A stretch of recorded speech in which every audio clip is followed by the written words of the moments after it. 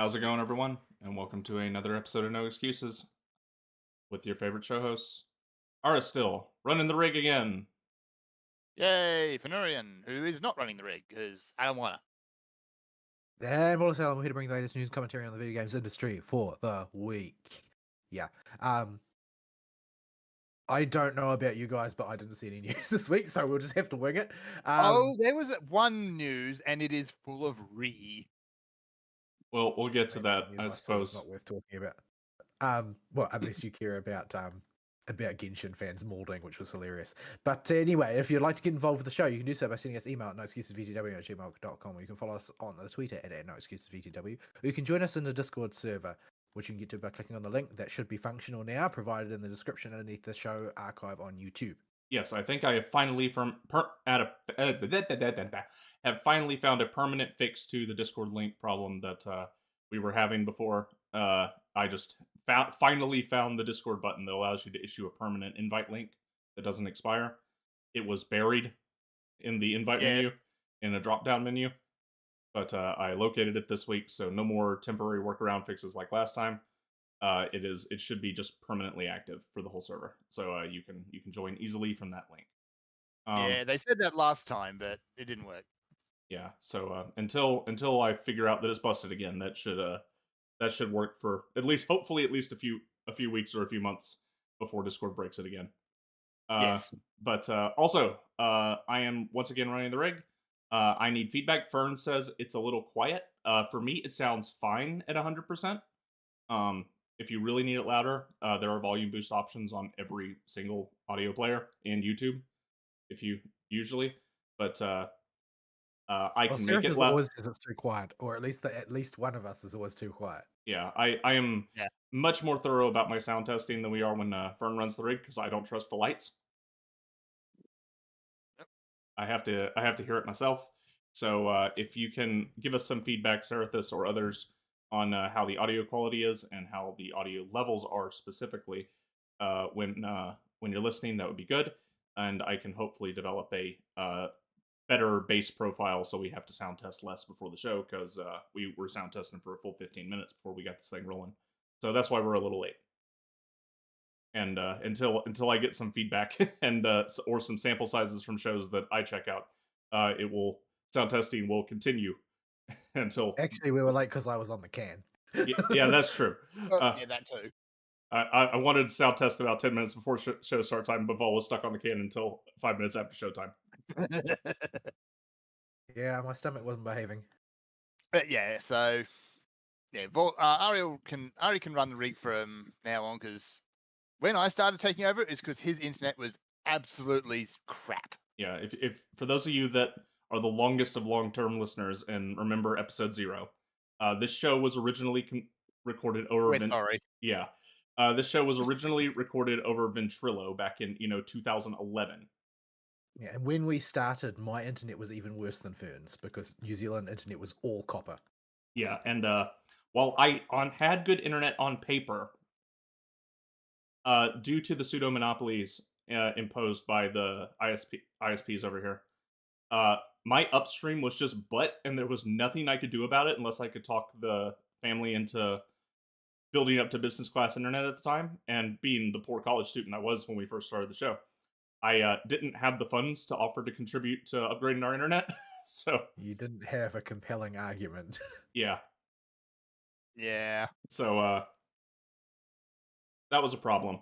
Now though, they finally got fiber out here, and I'm now hardwired in after somewhere on the YouTube channel. I uploaded a video, might be on my YouTube channel, or did I upload it on the show's YouTube channel, or did I put it on?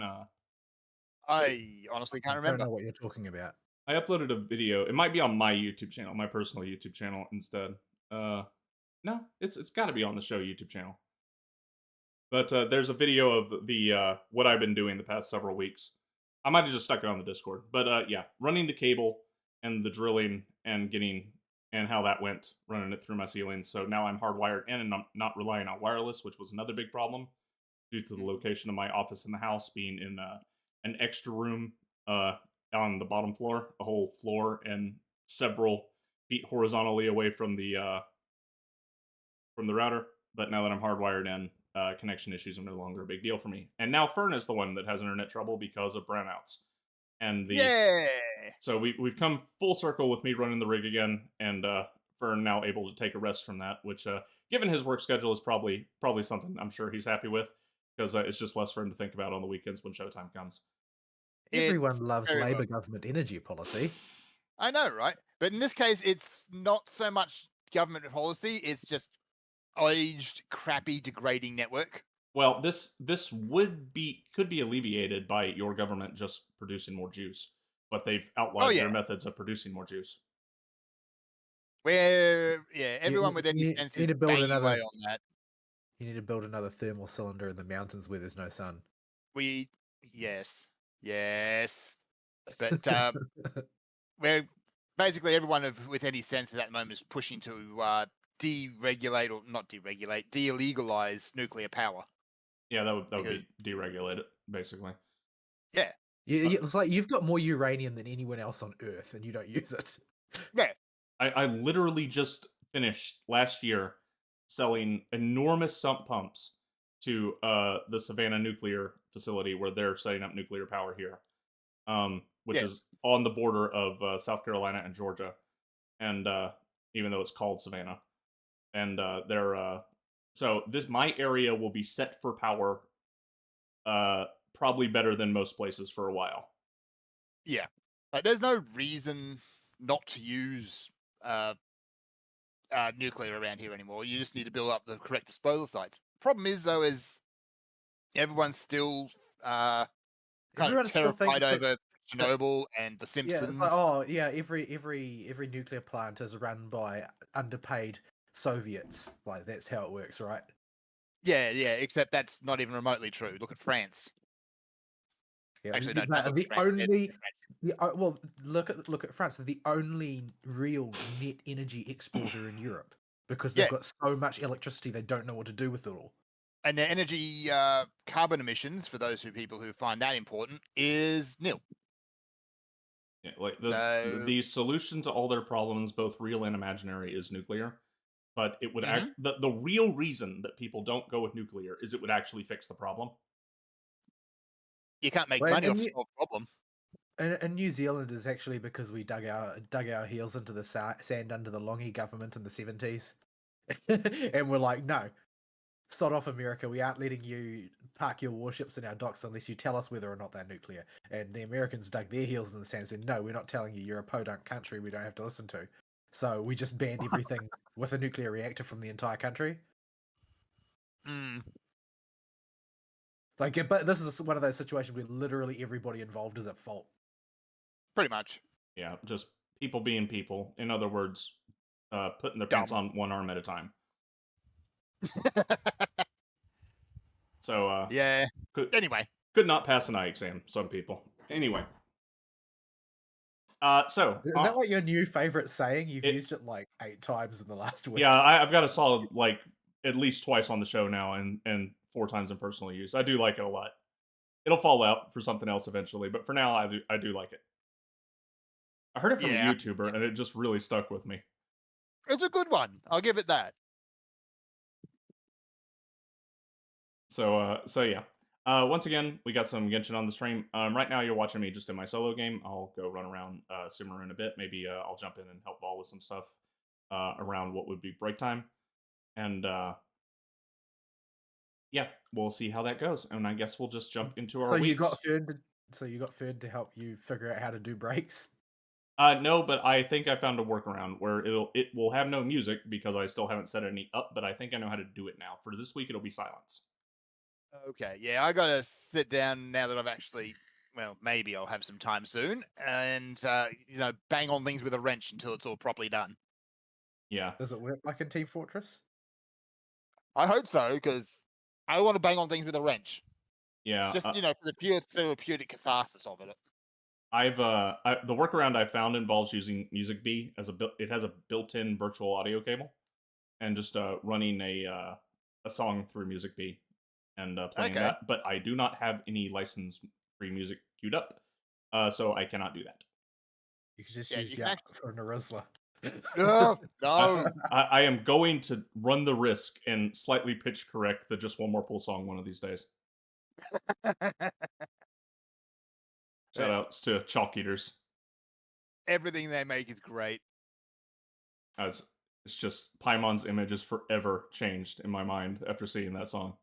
Paimon is the face of the devil. Yeah, what's funny is that is a big reason I went back to playing Genshin is because it got stuck in my head because of that song. I think that wasn't the You intention. You're exceedingly easily influenced. I am. Well, I'm influenced by things that I don't know what will be the sticking thing, but if it sticks, it really sticks. And it is not consistent what sticks. But if you get lucky, you can stick something in my head and it won't leave. Giggity? I think that one's a stretch, but okay, Fern, your week. Yeah, let's go with it. Anyway, weeks, plural, is I kind of fell into a deep, dark, depressing workhole. And I'm not entirely sure I'm out of it yet because I have no idea what's going on. There were a lot of times Aria and I were wondering if you had died or something and just not told us. Yeah, okay. So we'll skip over all of that rubbish because it's still ongoing. And yeah, start of year. I expect you to inform me when you die.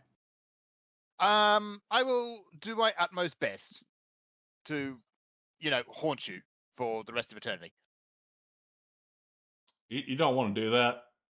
No, I probably don't. I think I'll have better things to do when I'm dead. Yeah, Being dead. yeah. If you try and haunt me, bad things are gonna happen. Probably.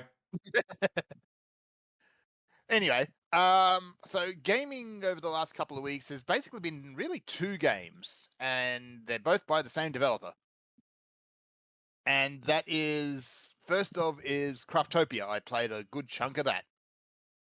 That game has changed quite a lot since we last played it. They've put it into a single coherent world. There's a path of progression that actually makes sense now. The NPCs are kind of named slightly better now. They're, instead of being like tutorial lady number 1, they are villager number 1. But anyway, That's an improvement, is it? it's a marginal improvement. Well, I mean, for verisimilitude, it's an improvement. But what if you need to know that this person was the tutorial person? No, you don't know that. Now you don't know that. Oh, hang on. I'm trying to fight a thing and wrangle a cat away from my lunch while I'm at it. Because this cat is getting really ballsy. But yeah, so Craftopia has changed a lot. But the thing is you can see the through lines of what they've basically aped to create their new world. The only thing I remember about our experiments with this game was, were you there when me and Ibu were experimenting with this one? Yeah, I was there. Was the placement of objects and the world's rejection of 2 objects colliding would lead to hilarious scenarios of rocketing your furniture everywhere. Yeah. I hadn't run into that bug, but I hadn't tried it either, so... I thought you went for a ride on one of them one time when we did it. I know, I think that was Ibu. Okay. I think you flung Ibu into the horizon. Yeah, just stick a crafting table or something underneath them while they're on top of their own crafting table thing, and just watch them go into the stratosphere and watch the table go off on the other side of the island. Incidentally, that is a bug in Palworld, but we'll come back to that. Yeah, their object rejection is set to very high. Yeah. So yeah, the thing that really caught me is like, yeah, you can see their work, you can see who they've copied from, and they're a little bit shameless about, but it's more like, here is a game of just various random things that we like, so we stuck them all in one place. Which is basically the byline of Pocket Pair. It's kind of what they do now. They're very fond of the Archer Colossi from Elden Ring, though. Those things, like, they use the bridge setup where there's one at the far end of the bridge shooting you, and they use that thing like 3 times. But yeah, it's still a big open world. There's a lot to explore. There's actual stuff to find, and it's not the worst way you can blow your time. I It's see. definitely a far cry from the game it used to be, but you can still make a tank. So there's that. Mind you, you can do that in Zelda now, so yeah. So yeah, the other game, I played that just kind of seeing what they were up to, what they've changed, and that was more or less in the lead up to Power World, which is a hole I have gleefully fallen down. I can't say I can see the attraction. Like, I just don't really understand what it is that people find so compelling about it. It looks like a snore to me. It's can be if it's not really you're not interested in survival games, or if you're not interested in monster collectors, then yeah, it's not going to really catch you. But I'm just enjoying it. It's dumb and it's fun. Definitely dumb. Very, very dumb. Dumb is Like, good. I can definitely see dumb. Yeah. No But trouble dumb is understanding that part. Like I remember when this game was getting trailers at the at all the game shows and stuff throughout the last couple of years, and I was like, okay, the sheep with memes, I thought that was cute and funny, but something happened once it came out where it hit mainstream appeal, and there's a bit of an inner contrarian in me that I'm fully conscious of, but it just Yep. diminished it to me significantly when the normies started liking it. Yeah, 'Cause- for me, Yeah. it wasn't that the normies started liking it. It was that some of the people that I know who got into it seemed to be sort of like a little bit unnaturally fixated on it, and it was kind of uncanny to me. Yeah. Oh, there we go. Ready to rank 14. I just leveled up. Yeah. 2 more to go. Do to go. Then I can steal your mushrooms. Then you can steal my mushrooms. So yeah, it doesn't do anything particularly new. It just brings a few elements that have never really been combined before and puts them in the same place, being your typical survival game and your monster collector. It's Pokemon Craft.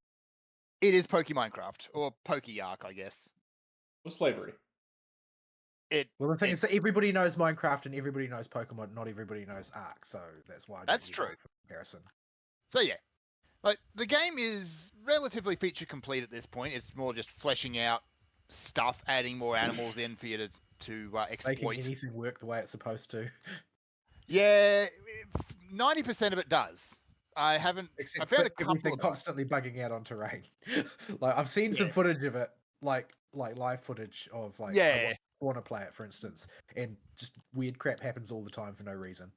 Yeah, the pathing of the animals particularly is really jank sometimes. I still Um, remember. Actually, to be 100% frank, I have gotten a lot of entertainment out of Power World, but all of that entertainment derives from people mauling about various aspects of it. Oh, the glorious molding. So that's one of the big news articles I think I want to talk about this week. So we'll come back to that later because it's delicious and dumb. Unbelievably dumb. But yeah, as far as the game goes, it's fairly harmless. There's a couple of creature designs that maybe, well, there's one in particular I think that really flies too close to the sun, but it's fine. It's just there. But yeah, It's I've not been having a lot of strictly fun. an asset flip. It's just a lot of designs have been ripped off. They've taken very major inspiration. They've basically tried to ape Game Freak style. Yeah, well, the with thing is, their that if they animal were just designs. trying to ape their style, that would be one thing. But like, they've created a genuine situation where they will probably have to defend themselves in court because it's going to be very easy for a litigious Nintendo to get their day in court because there are too many like color palette similarities and stuff for them not to, be viewed as, oh well, there's cause to hear out this case because Nintendo have to be able to defend their trademark and so on. If anything, yeah, if Nintendo does go that far, I don't think they will because I doubt they're going to really win they unless do there's every some... 5 minutes. Yeah, Nintendo is a very they are probably the most vicious when it comes to litigation and protecting their IPs. Even Yeah. if the case doesn't make a whole lot of sense, they'll still take it to court just so they can maintain the stance of defense of their IP. Yeah, the because reason I say they're that, legally obliged to. yeah, the reason I say that they probably aren't going to is because they haven't already. They've had Well, 3 years to do that now, and they haven't. Well, that was before they weren't paying attention to it at all. Like, because Power World is not really a phenomenon that existed in Japan. Why would they pay any attention to it? You've got to hit The- the lawyers' radars by having the bigger company notice in order for And litigation to happen. when Power World came out, it didn't hit their radars. When it did hit their radars was when somebody modded Pokemon into it, and then they had to Yeah. look at the product as a whole. Yes. And they nuked the mod So because Nintendo. Yeah, but they nuked the mod, sure, but it's now on their radar. They have to make a decision on what they're going to do about it, and so the timer on when they make the decision has started now, not when Power World began production. Yeah, so we'll see. Yeah, I don't think it's going to become a big thing, but we'll see. It won't become a big thing. I don't expect that because there's not actually a copyright infringement taking place. However, there is an obligation for Nintendo to at least make the sort of motions of a cease and desist in order to show that they were being protective, because that is very important when it comes to defending your trademark, is that you were proactive anytime you thought there might be a risk. If you if you take a laissez-faire attitude, then you just lose your trademark. You won't ever be able to defend it, even if people just copy your stuff directly. Yeah. Because you will have set the precedent that you don't care. Yeah. From a logical point of view, it's like a complete waste of time. But since when has law cared about logic? Law operates on precedent. The only thing that matters is the actual the truth in history that's written down is what creates precedent. It's not oh well, you think this is reasonable or you don't think this is reasonable. It's about was it reasonable in the past and is it still reasonable now? Like everything is compared with what happened before. Does that still apply? Well, that's how a sane legal system works. If you're in the U.S., you can sue people with no evidence, and as long as you have a toupee and your skin is orange, you'll get a judge to come down on your head for it. Well, that's different because that's politically motivated. Yeah, it's like politically motivated lawfare. This is not what trademark law operates on. Trademark law is a real fuzzy area of law, but there are basic principles that have to be stuck to in order for it to exist at all. Yeah. So anyway, that's been my week. I've been actually having a lot of fun with it. Just kind of tune out the constant from the Nintendo fanboys. Yeah, I think with this one, I will wait until the mainstream has found either the next big thing or the hype has died down considerably. Because it does look like a fun, weekend distraction. Yeah, it is. Absolutely is. But I don't see it lasting much longer than that. I can't imagine myself playing it for any longer than I played Minecraft, which is not very long. Yeah. Because it's just like I run out of things to do. I play games for compelling story and good music primarily above everything else. So I don't really see either of those in Power World.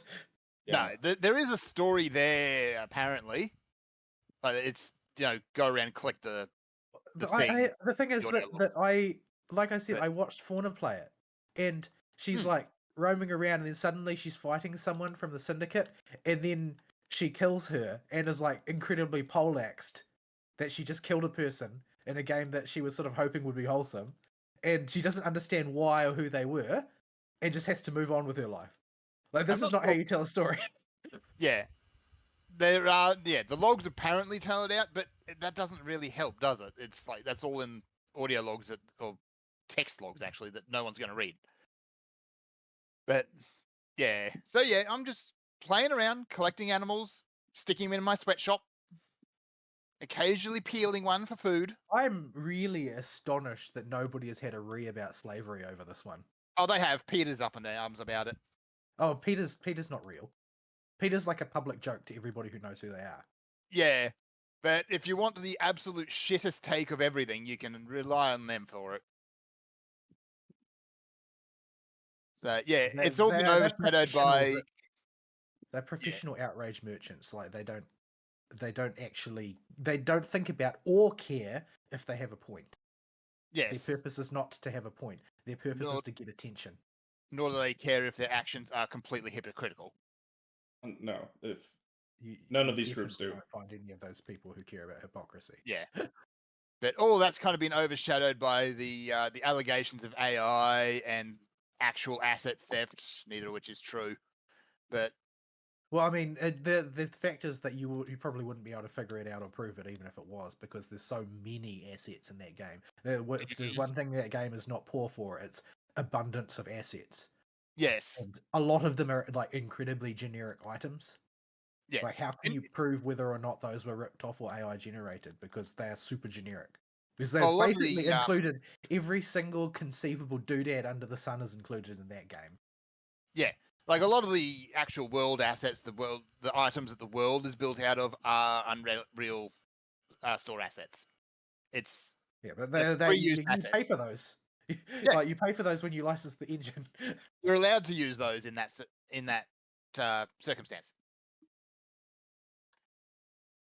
But that argument's been scuttled because one guy put together a video showing, like, here is one of the pals, and here is a Pokemon, and we overlap them, and oh look, they are the same. Except no, they're not, because he admitted later to modifying Well, the model.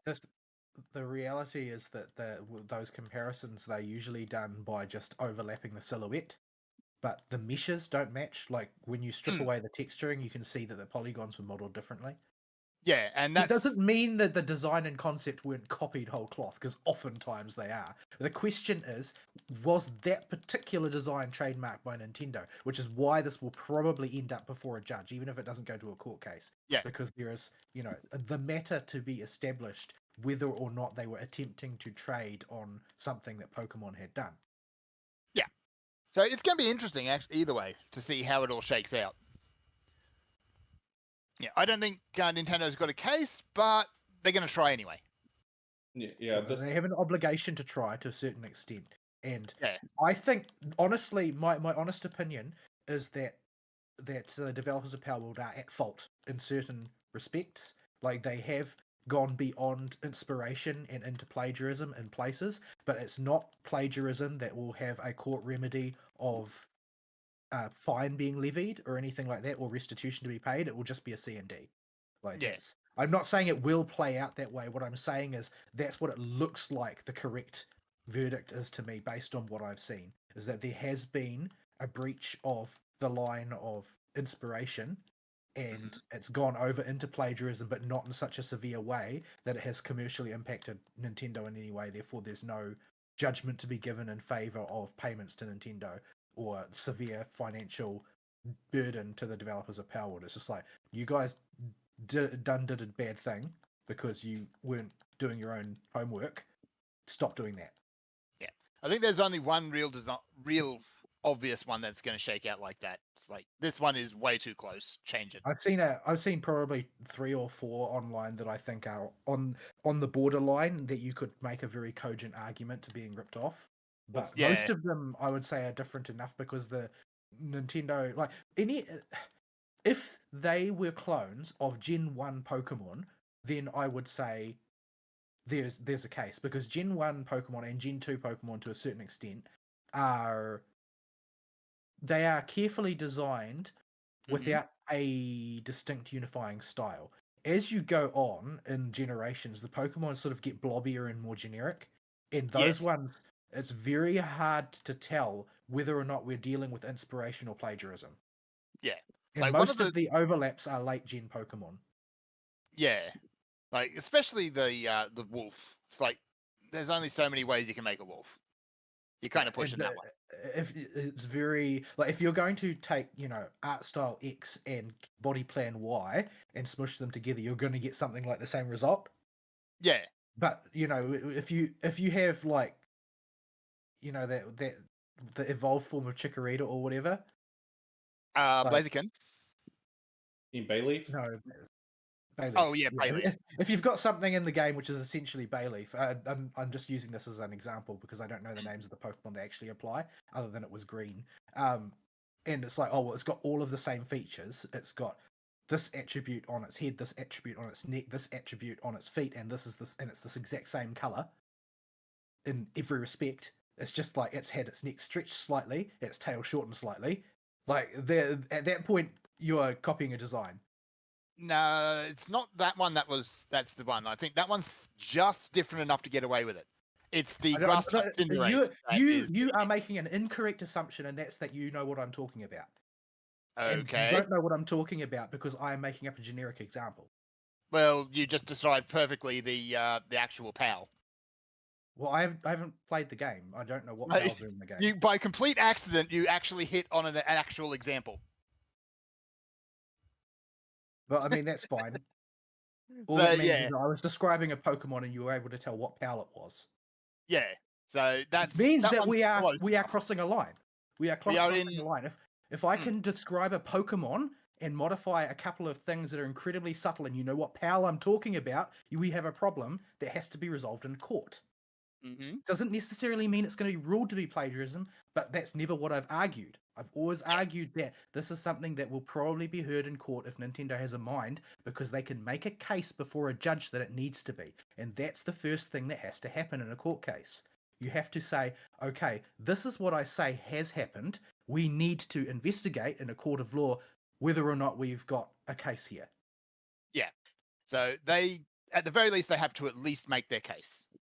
Yeah, the end result of this is why this, if when it does go to court, I don't think this will be very interesting to follow, because I can almost guarantee this ends in a settlement. Yeah, it'll Oh. be like, you stop Yeah. doing this and we'll stop suing you. Yeah, it's like Because the reality is that people hear about Nintendo lawfare all the time, but they hear about like 1/10 of Nintendo's lawfare because nearly all of it ends with, "Oh, okay, so you were actually transgressing. Just stop doing it, and we'll stop bothering you." And that's what Yeah. happens 9 times out of 10. Yeah, and it's boring and it's done. and what this will But the amount to. point is that in those cases, Nintendo is found to have a point. Yeah. Because everybody, the thing is that people are like, Nintendo always lawfare, and they're right. However, most of the time, Nintendo is being infringed because everybody wants to infringe Nintendo's IPs. Yeah, the most likely thing the settlement will require is some mons, the ones that are particularly close in design, particularly the one that Just do a palette swap. Do a palette swap and it'll be fine. like Just change the colors. It's fine. even though the colors on the Latios lookalike is swapped, the design still is very clearly so based on Latios and Latias that it could not be anything else. Like they'll be like, Yeah, okay, like- you've got to do some redesign work on this, and for these, you've got to at least change the colors. Like that's hard. The thing is that these cases can go either way because it's very hard to get a judge to understand what you're talking about. But if you basically you can make a case for they are trading on the name and the goodwill we have built up associated with our IP. If you can get a certain number of people would conceivably understand this to be that thing, in a vacuum, and in which case you get the ruling in your favor if you can prove that. And that's something that happens all the time. Like, this is not a rare occurrence, and it's not a strange lawfare. It's like their entitlement to defend their IP. If somebody is going to purchase Palworld on the basis of Pokemon, then that's Nintendo can make an argument that they might have gotten money out of that person, and now we didn't because of an action taken by somebody else. Yeah. And I do not think it would be that hard to convince a judge. Oh, well, there are fans of this particular mon, and this mon looks similar enough. There's a meme about it, right? The meme is that we have X at home. Yes. Right? The problem is But it's with that meme when it comes to Power World over the last week has been backwards. No. That's not the point I'm trying to make. I'm not trying to make a point about the meme. I'm trying to make the point that the meme is, what does a normie see? A normie sees these two things are the same. Judges are normies. That's the thing. Judges are normies. But yeah, no, we got this at home meme has actually been cropping up quite a lot over the last week. And yeah, it's saying we've got Power World at home and it shows, bugged out Pokemon. Which I think is part of the reason, honestly, why Power World's gotten so much traction is, like, it's providing something at this point that Pokemon just doesn't. Well, the thing is that nobody's happy with the state of the Pokemon franchise. Yeah. No, that's right. Especially after Scarlet and Violet, like, yeah, okay, there was a through line of a decent story in there, but the rest of it, oh boy. Yeah, Pikachu. I think that generation of games, starting with that one where you go into the past. I don't remember what it's called. If you call that an honorary member of the generation that Scarlet and Violet are a part of, since they are very clearly genetically related, if you want to call it that.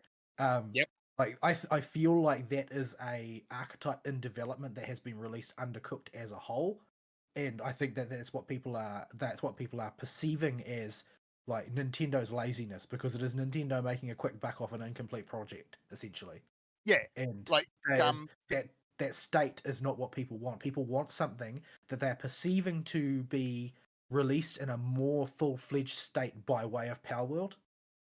yeah. So it is still a Monster Collector Pokemon style game, but it's plays completely different. It's visually very similar, let's face it, but yeah, it is a new experience, but with a familiar theme. Yeah, Arceus, I think The point I've honestly- seen made quite a number of times actually is that Pokemon fans should be happy about this, because it's going to force Nintendo to get off their butts and actually make a game. Yeah, like we all kind of got very hopeful when Arceus came out, because like, yeah, okay, it's jank and it's basically a proof of concept, but it was fresh enough that it kind of gave you a bit of a hope. It's like maybe Nintendo's going to do something new with Pokemon. No, they didn't. They learned absolutely nothing from Arceus. They will not do that until they need to do that. That's the thing. Mm. Because now there's a competitor, which is the real reason to want Power World to succeed. It's not some bullshit tribalistic thing Power World fans versus Pokemon fans. It's both sides are trying to make it into. Yes. It's about the fact that without the competitor, like Power World are doing themselves a disservice every time they copy Pokemon. Because if they were a competitor that was completely legally distinct and definitely able to prove that in a court of law, as opposed to having to and ah about it, then Nintendo would have no choice but to compete. Lawfare would not be an option that's open to them. That's right. So yeah, anything that forces Pokemon to actually get off their ass and create something new is good by my books. Like, there's been other Monster Collector games over the years, but none of them, they've either aped Pokemon too much that no one's really paid much attention to. Like, we're looking at you, Nexomon, or Koromon, or Cassette Beasts, or Koromon's a Digimon. Yeah, okay, I'll give you that. No, I mean, like it's literally it is the name. literally a Digimon. It's Agumon's baby form. It is Agumon's baby form. Yes. No, Koromon is also a Pokemon clone, and it just looks like Pokemon. It looks absolutely, completely indistinguishable from Pokemon, aside from the UI. Yeah, I think Pikaman has gotten in a lot of people's bad books lately with the last two generations, because they just are phoning it in. And the same things, like we won't include the entire Pokédex, and blatantly lying to the customers about asset flipping from the 3DS games to the Switch. That you can investigate and prove. We're using an engine that barely runs on the Switch, even though you don't have to. There's better options. Yeah, the bad. Well, not only that, like the people have been demanding they release a Switch that has some horsepower for a long time now. Well, yeah, like they could. There's enough demand for it, but instead they released an OLED screen one. Yeah. There are rumors about Switch 2, but they have been for a while, so I'm not paying much attention to those.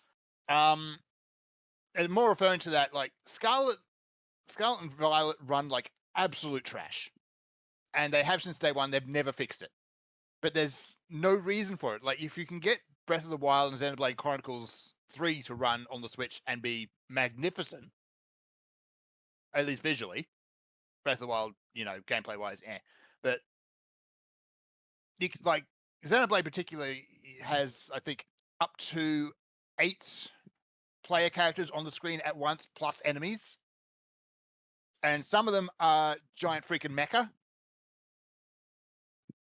It's like, why? Why does Pokemon run like absolute garbage? Yeah, it's because because they know people are gonna buy it. They can't buy something else instead. They do not have to spend the development time on optimization or hiring good enough people to design assets well enough in a way that the system can load them properly. If we they just know call it a mainline Pokemon game and people will buy it. Yeah, because it's just going to sell, and these things will be, a footnote for the most part. But those footnotes have added up now. Yep. So oh geez, I'm going to be interested to see how the next mainline generation Pokemon game sells. Actually, even the half generation ones that are coming up, they're about due. because I'm there's still so much. I'm still cosplay. every gen but Gen 1 denialist. There's only Gen 1. There are no other Pokemon. The thing is this time around the half step generation are black and white, and which are widely held to be some of the best games they've ever made. Not that that's a high bar, admittedly, But but the thing is, it got there was a time where they were straining against the bounds of their formula because they hadn't shifted the formula for a long time, but they were still desperate to maintain attention by just basically resorting to high quality. yep. You know, what a curse to have to resort to high quality. Yeah. That time passed, and now Yeah. they think they can get away with anything. That was black and white, and then we got the next generation, which added megas, and they realized, oh, we need gimmicks. Well, I say this every single time we talk about Pikaman, we talk about X and Y, but Yep. they learned the wrong lesson. Yes. The lesson was megas are a way to spice up the old Pokemon that older fans remember, and to introduce a very unique and interesting gameplay element that always has a significant amount of interaction by choosing which Pokemon you want to give your Mega Stone to. If they had just kept rolling with that as a new core gameplay mechanic, it would have been a success the whole way through. But instead, we got Z moves, which were boring. We got Infattening, which was boring. We got Crystallize, which I don't care about my Pikaman getting rocky. Yeah. Competitively, Crystallize is actually really good, but it's also kind of dumb visually. Yeah, I appreciate Infattening simply because it brought the word Infattening into our lives. It did. I didn't steal that one.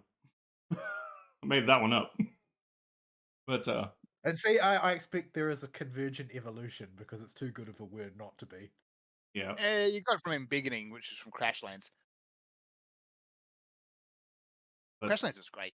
But yeah. So yeah, Pokemon, it's just become so stale. Like Sword and Board, every time they try and innovate, like they do something cool, like turning the gym progression into a competitive sport in the story. That was fine. But then you also cut out half the decks and made everyone just kind of crap. And the big online, in air quotes, area was hot garbage. The game ran like hot garbage.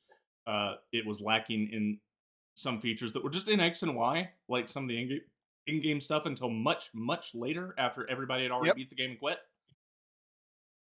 Yeah. Then come along Scarlet and Violet, and it's like, yeah, it's open world. Great. That's good. But it runs like dog shit, and multiplayer is an afterthought. Like, if you can actually walk around in other people's worlds and play your game, but you don't really interact with the other player in any way. They're just there. Yeah, I do not think that type of multiplayer is necessary for a Pikaman game, but if they're going to go that route, they should at least get it figured out so that it can become a running thing, and they just have done it as a token measure just to include multiplayer on the box, which is worse than just not having it at all. Yeah, if you're going to do it properly. If you're not, don't. Just leave it out. And just go back to the old pick everyone from a menu and fight that way. Which is more or less what they've done anyway. I watched the entire playthrough of Scarlet and Violet, I think it was, played by Ina. And what I remember most vividly was her saying, "Come on, Switch-kun, you can do it!" Every time it started to chug. Yeah, and you could hear the system straining in some places. Like, if you had it in handheld mode, which I had to a couple of times in the busier areas, that fan was going. That system was hot. Yeah, it's like they did not figure out how to render foliage. And it makes that thing chug-a-lug. Mm-hmm. And the draw distance is absolute garbage as well. But again, did not have that problem with Xenoblade. You want me to climb this big tree to get that Dendroculus video game? You do, don't you? Is that a question? That's a very big tree. All right, y'all are going to be watching me very slowly climb this tree. So that's basically it for Power World, and that's more or less covered the news article, except for the Nintendo fanboy which has been ridiculous. Basically, it's like, how dare you have fun? Yeah, it's no fun allowed, guys. Come on. Yeah, It's like, I do find the tribalism with Power World in particular really, really dumb because there's so much overlap between Pikaman fans and people playing Power World that there is. It's very close to 100%. yeah, like Close enough.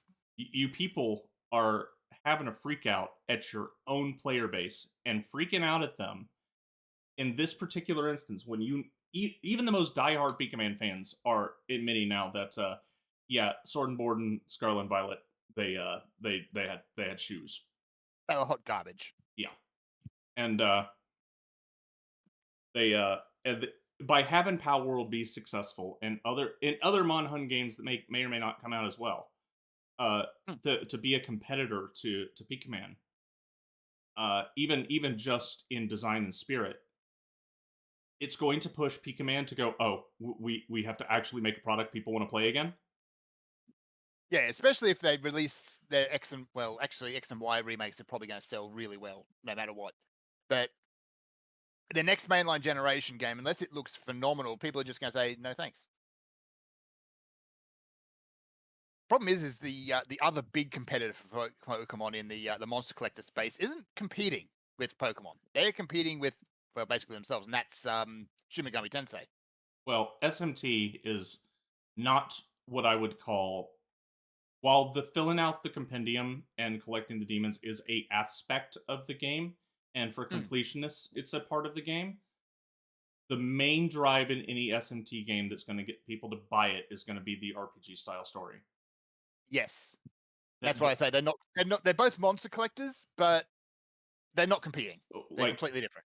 When you talk about Pikaman having a good story, like with Black and White, we are talking in relative terms to other Pikaman games, which is not a very high bar. The story exists, therefore it is the best. In fact, they're trying to tell me people aren't desperate to collect their Maras? Yeah, Michael Jackson with a tumor. No, or their Maras. No. No. That is a thing only completionists and people with Mara envy do. I should have known. Mara envy. Should have known. Should have known again. Should have known again. That song is just forever ruined. It is completely and utterly ruined. If this Dendroculus is not on top of the tree but underneath it, I'm going to absolutely scream. Hey, you did that too? I was looking for Geoculus and I went for miles and then realized it was just in a little cave underneath. Yeah, I'm trying to solve this wind barrier puzzle, and I think I'm just dumb. Because I only realized what I've been doing wrong, and it's using the wrong character. Usually, it's jump from a higher cliff and fall into it. Yeah, it's like, hang on, why isn't this pedestal going out? And it's because I couldn't really see the icon on it because it's a wind icon in a wind area. Mm-hmm. And because I need to use Protag-kun, and now I've solved the puzzle because I are the dumb. Catching, we're gonna cheat. So yeah, anyway, that's basically been my gaming over the last couple of weeks. Because I've been stuck in a work hole, I haven't really had a whole lot of time for anime, which I guess is kind of a good thing because now there's stuff for me to binge there. Yeah, I haven't watched very much either. Like I've watched a couple episodes here and there of some of the more talked about series, but I haven't really tried very hard to keep up with anything at all. I'm still very slowly going through Spy X Family.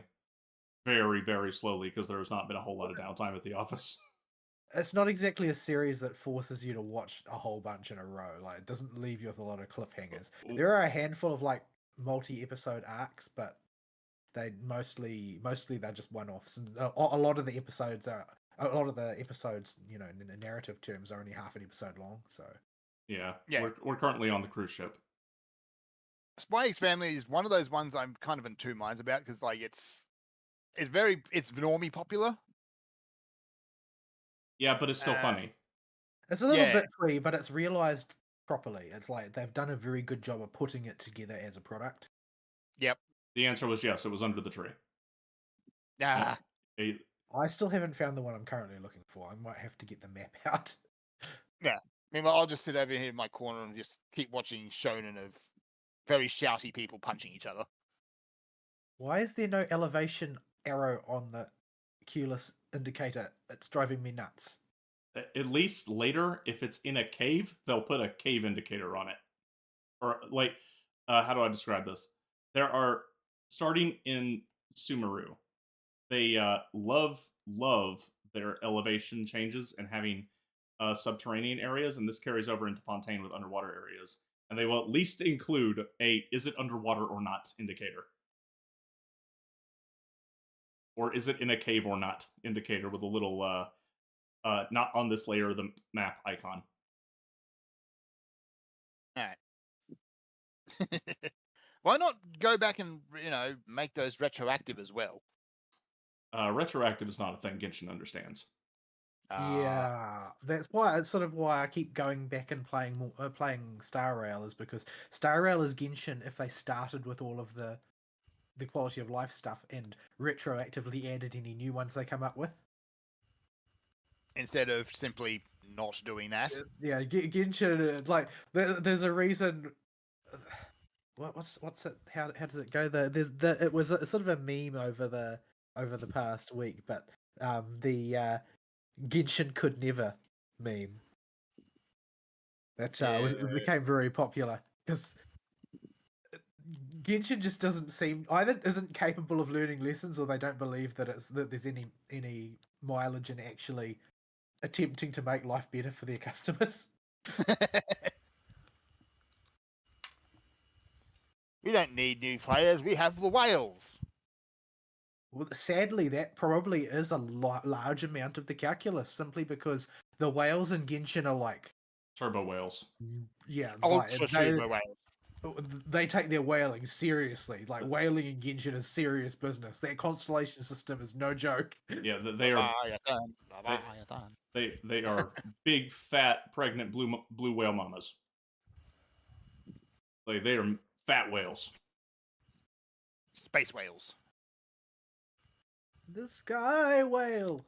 All hail the sky whale. Yeah, because holy crap! If you want to get the really funny numbers, you need them constellations. Like Which means you've got to pull for a 5-star. What, 7 times? 7 times. Yeah, like if I go into Fern's game, you're going to see some pretty funny numbers because of level scaling and defense scaling. Those numbers are things people can do at level, with enough whaling to refresh their resin every day to farm the absolute perfect artifacts and roll for the characters 7 times, and they don't need any of this, but they're gonna do it anyway because the whales in this game are insane. I've seen like content produced by people who have basically made gacha their job. Like they go on YouTube and they make gacha game related content, and so it's a business expense to them, right, to pull gacha, and they still don't go that far. Like the people that do just pull to C6 on everybody, or or whatever it is it C7 or 6? I don't remember. 6.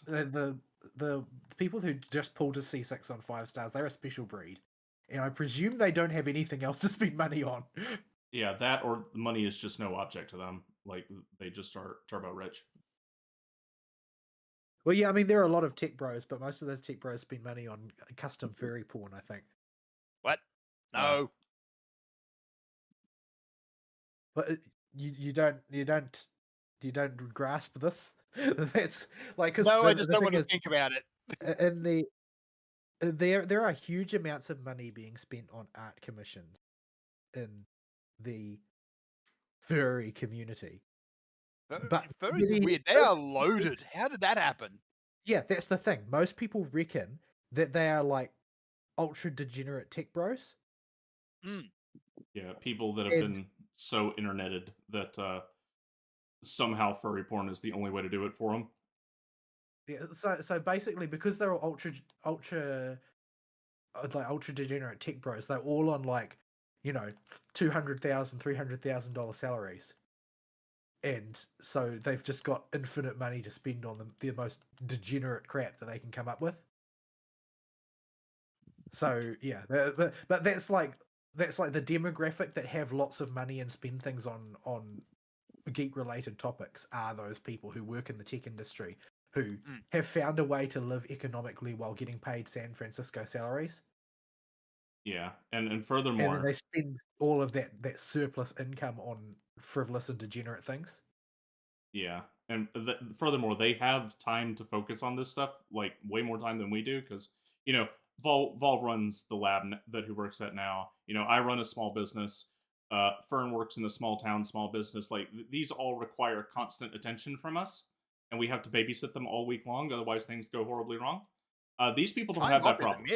Yeah, these people don't have that problem. They have. I mean, they might shortly, because since Musk took over Twitter, a lot of places are realizing that actually there's a lot of people we just don't need that we're paying six-figure salaries to. Yeah. Yeah, between that and the economic collapses. Yeah, I mean, the economic collapse leads people to think, where can I trim the fat? And if you're looking to trim the fat, there are some people who are going to start looking very fat. Oh, yes, they do. Some of them already looked pretty fat, and you could see them from several miles away. But well, actually, that's not so much the case. Most of the people who are getting cut are white liberal women with no skills, because they're all got employed in HR. Yeah, the HR and the DEI sectors are being hit the hardest because they're literally produce zero value because they're just it's a luxury belief for a luxury age, and it's no longer a luxury age. Yeah, when you can't buy bread for a reasonable price anymore, you're on the downswing. Yeah. Golly, loaf of bread cost me $10 last week. You what? Yeah. What kind of bread do you buy? White bread. American bread isn't even bread. It's like a type of cake, isn't it? It was just regular white bread. I don't know if I would call it a cake, but yeah, it is a little bit fluffier. Well, it's more that Americans don't know what their bread tastes like to people outside of America. It tastes like cake. Bread is loosely a savory food elsewhere, but in America, your bread tastes like sugar. Everybody from outside America who goes to America says this, that your bread tastes like sugar. Yeah, it may or may not be true. My sense of taste is not. It is southernified, and it's not very great to begin with. So you can only taste like breading and grease? The copious amounts of gravy and cornbread in my life may have skewed my taste buds. Yeah, that'll do it. Although I admit, cornbread is nice, but it also tasted like cake. Our cornbread is delicious and is also fried because we fry everything. And and it will give you a heart attack while you're eating it, but you will love it the whole way down, all the way to the grave. What do you usually put on it? We don't. At least my family doesn't. Some people do. It is usually a family recipe. How much you put on it? Our cornbread is plain, but we have a version called cracklin, where they put. What are the cracklins actually? I forget what they actually are because I don't like them. But we have a family recipe for that. But like only my nana and the opossum like them. So they would make one pan of crackling cornbread for those two, and everybody else would eat the regular cornbread. Okay. Because crackling is a thing in the Commonwealth as well, but it literally means fat. It's just fat that you roast until it's crunchy. Yeah, it's like awesome. I think it's like it's not fat. It's like bacon that has been overcooked because it's actual meat, but it's like crunchy meat. Yeah, that's it. Yeah, it's because like you use the layer of fat that's next to the skin and you roast it. And it's from a pig as well. Okay. Yeah. So but you can't taste anything except salt and fat, basically. Yeah, I don't like it. So I eat the regular cornbread. Yeah, I've only had the big cornbread once. Someone made up a big dish and kind of had it at a party. But before, I have no idea what cornbread tastes like. We ate it like scone, so it was jam and thickened cream on it. It was gorgeous. But yeah, I'm pretty sure that they don't put jam and thickened cream on it in the South. No, but we treated it like a cake.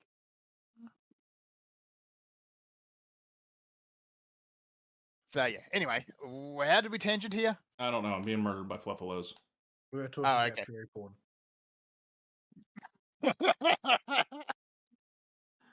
What even is? You were talking about your week, Vol. Was I? You are now. Okay. Save us, please. I'm pretty sure my week didn't involve any furry porn. Just change the subject, quick.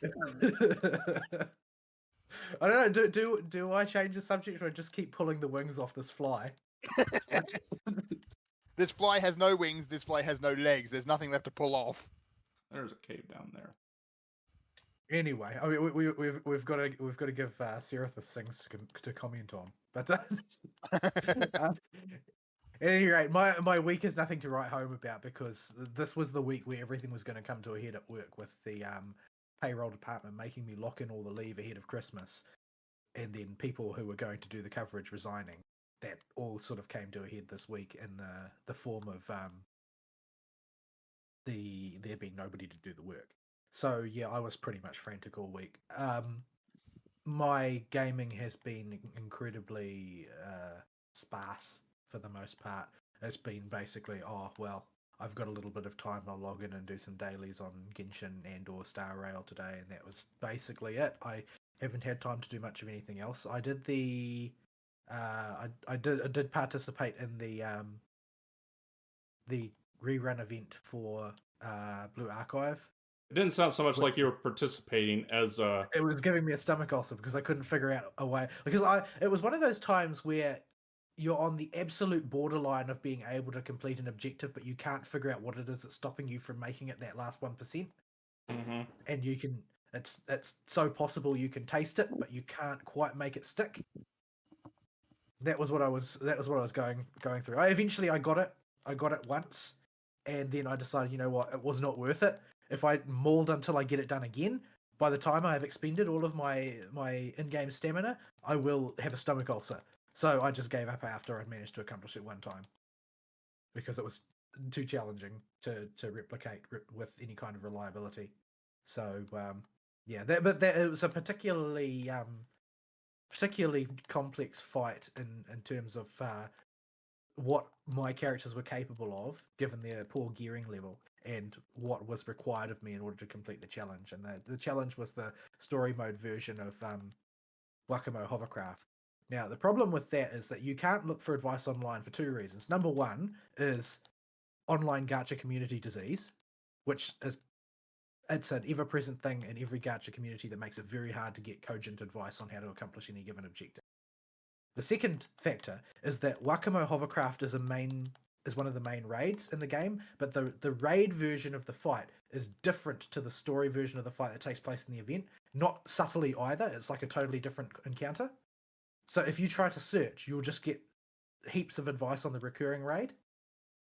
You won't get any advice on the story one, because the story one, it appears twice ever on the original run and the rerun, and then that's it. That's all you will ever hear about. So it's very difficult to get any cogent advice. So I just basically hit roadblock after roadblock trying to figure out what was the best way of getting through this. Because basically the first phase is relatively simple. It's basically it's a fight against Wakamo herself, who is on a very hard soften rage. Basically, anytime she uses an ability on any one of your characters 5 times, that character will die. So you've just basically got to outpace her damage, and that's not too hard to do. She's neutral against every color, so you can just put together your best DPS team and go ham. The second part of the raid, though, is Wakamo on her hovercraft, and in this case, in this version of the encounter, she's attempting to destroy the resort that the characters in the story are at. And so the first, about 45 to 60 seconds, I'm not sure exactly how much of the fight is against her on her hovercraft, and then she'll back offshore and start firing rockets in toward the resort. The resort has very few hit points, and you've got to stop all the rockets.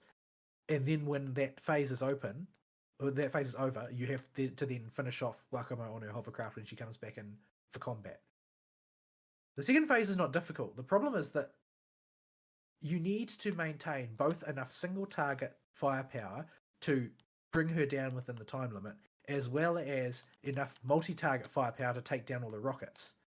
And essentially, all of the information that I could find about the event version of it was just people saying it's easy. Oh, thank you very much. That's exactly what I needed to know, that it's easy. Never mind that I'm having trouble with it.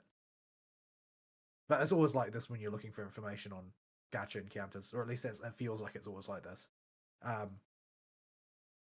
in any case, I got it in the end, but decided it wasn't worth the effort to keep trying. So yeah, I stopped. It's only a short form event repeat. It's lasting a single week, and then we will be moving on to the Trinity School Summer event, which well, the next one anyway, which is where it's got Ari's favorite Turbo Thought as one of the main characters, and a really complicated looking dice driven dungeon exploring minigame that I don't understand at all. Yeah, I don't know what it's going to take to figure that one out, but yeah, it's very confusing to me. I've seen descriptions of it in broken English because a lot of the people who make guides, like general guides for Blue Archive, do their damnedest to do them in English, and their English is atrocious. So They try. yeah, they try, and I give them props for that because I know they're just content farming off of the people who are coming into the game on global, but nevertheless they're still giving it their best shot to deliver it in English, and it's definitely like, oh well, this is exactly the sort of broken English somebody who only has a rough grasp of English and is trying to communicate in. So they're definitely putting forth their best effort, but I still don't understand what they're talking about. And as the topic gets more complex, it's harder and harder to figure out what exactly they're trying to say. But yeah, I guess I'll just have to figure it out by butting my head against it when it comes out. So what I persistently refer to as Prefest is coming up. Never forget. So that's where they're going to release a bunch of. They're going to release this event. They're going to release a bunch of characters along with it. They're going to give everybody 100 free pulls, 10 pulls. Can you imagine? Genshin would never. Yeah, They would never. Pinecone was the last game I can think of to do that. Remember when they did that? Wasn't that nice? Yeah. 10 days, 10 pulls. Yeah, so they're doing that as well. So a lot of people will be able to get their hands on the characters that they want. And honestly, that just seems to work out really well for Blue Archive generally. Like, it's not the most profitable gacha game in the world, but it does a very solid profit. And people in the community just seem pretty happy to always be able to get their hands on their favorite characters. Like, you see heaps and heaps of molding in the Genshin community about, oh, I tried my best, but I was unable to get character X.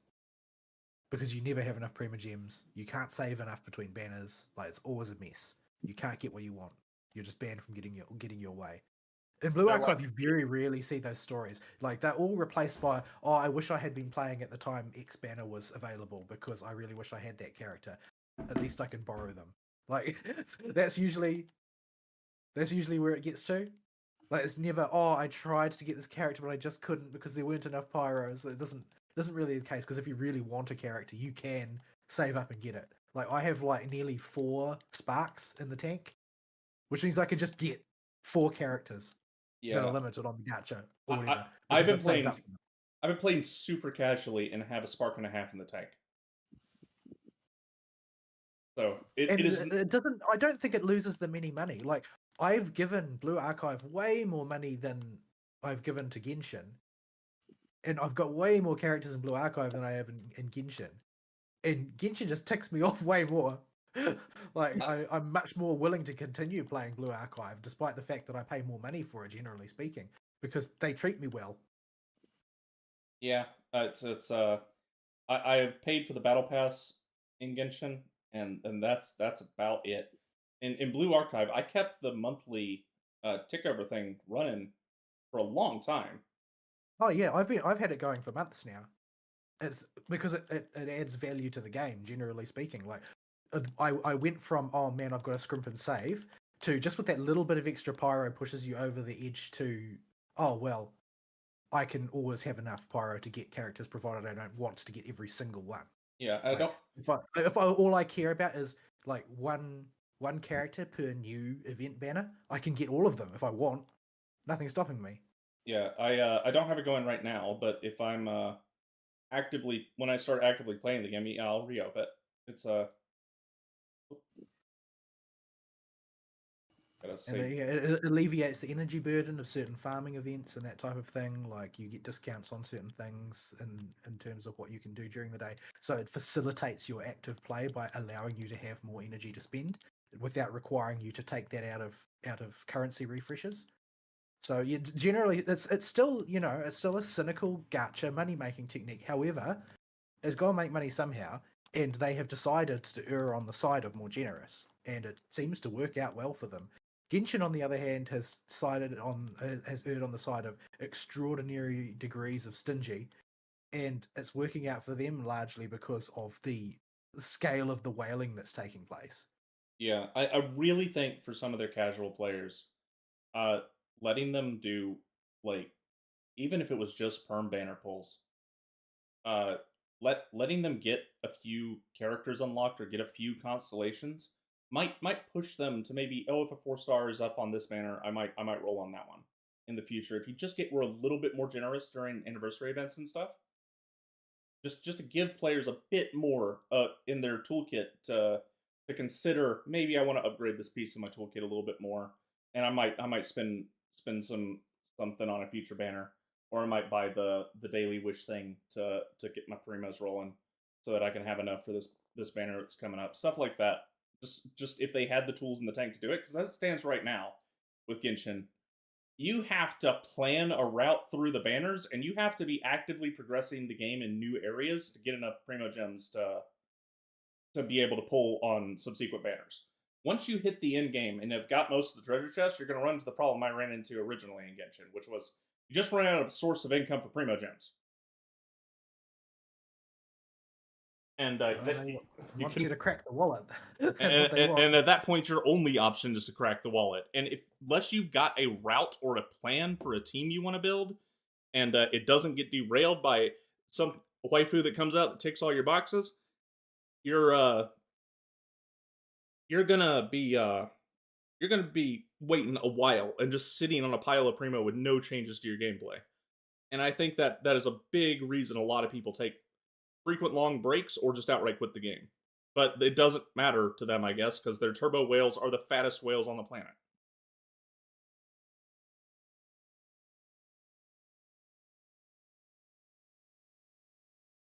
Yep, that do be how it is.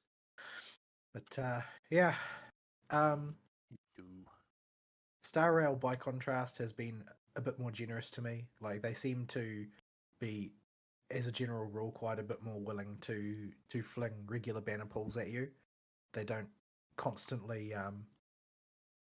you don't feel like you're constantly starving yet. But then again, I'm still quite at the beginning of the game. There's a lot of content for me to go through, but you're essentially, if you're just sort of casually doing simulated universe or whatever and casually filling out your battle pass, you're going to get like a minimum of like 2 or 3 regular banner pulls a week sort of thing. If you play reasonably diligent, you're going to get to pull on the gacha. It's as simple as that. And those are like recurring things. Like every week there's at least one ticket for the regular banner available on Simulated Universe, and you just have to do a couple of runs through Simulated Universe and you've got your ticket. Those build up over time because there's a few different sources of them in the game. So yeah, you don't feel like the way I feel in Genshin is that like I will roll on the gacha like once in a blue moon because that's as often as I'm going to be able to afford it, because there's not really any sources of income. Like the Primogems build up unbelievably slowly compared to like I gained Saint Quartz and FGO faster than I gained Primogems. Yeah, and FGO used to be the gold standard in stinginess. Yeah, I'm making a reasonable clip now in Primo Gems and see where I'm at. But you've also been progressing story. Yeah, that's what I was getting at. That's like, what most people aren't even capable of playing as fast as you do. Yeah, I've been progressing the story, and over the course of a month, have done 2 subzones in Inazuma. Well, yeah, basically 2 subzones in plus Inazuma. And that content, each one of those zones is supposed to last like between a month and 3 months for normal players. Well, so that means that if you were to part that out, you would be spending like 2 or 3 weeks at a time with no content to farm. Yeah, here's the kicker though. I even with all that progression and making a steady supply of Primogems from that, I'm at 10,000 and like 600 Primogems. And that's great and all. I had made about 20 or 30 intertwined fates from leveling up my various types of trees and culuses. And that's all well and good and everything. But that's still not enough for a spark. Yeah, what is required of you in order to successfully spark in Genshin is a bit crazy considering how little of it they supply. Yeah, let's see. It's But why would they ever change it? You've got your C6 turbo whales. This is the problem. yeah. I'm pull out the calculator here. Let's see. So I want to pull for Nahida to enable Dendro teams because I think some of the Dendro gameplay looks pretty fun, and a bunch of my characters would synergize really well with it. So it's 1,600 Primogems per 10 pull times 8. That's what you need for the 50-50. So I need 12,800 Primogems for a 50-50 shot at Nahida. And like in that community, getting 50-50'd is like a thing. Yeah. There's like a meme. Oh, I got 50-50'd by the banner, which means that you got screwed. Yeah, if I want to guarantee Nahida, I need twice that. So I need like 2,500 plus some change Primogems for that. Now I do have 4 pulls on the current banner banked for pity.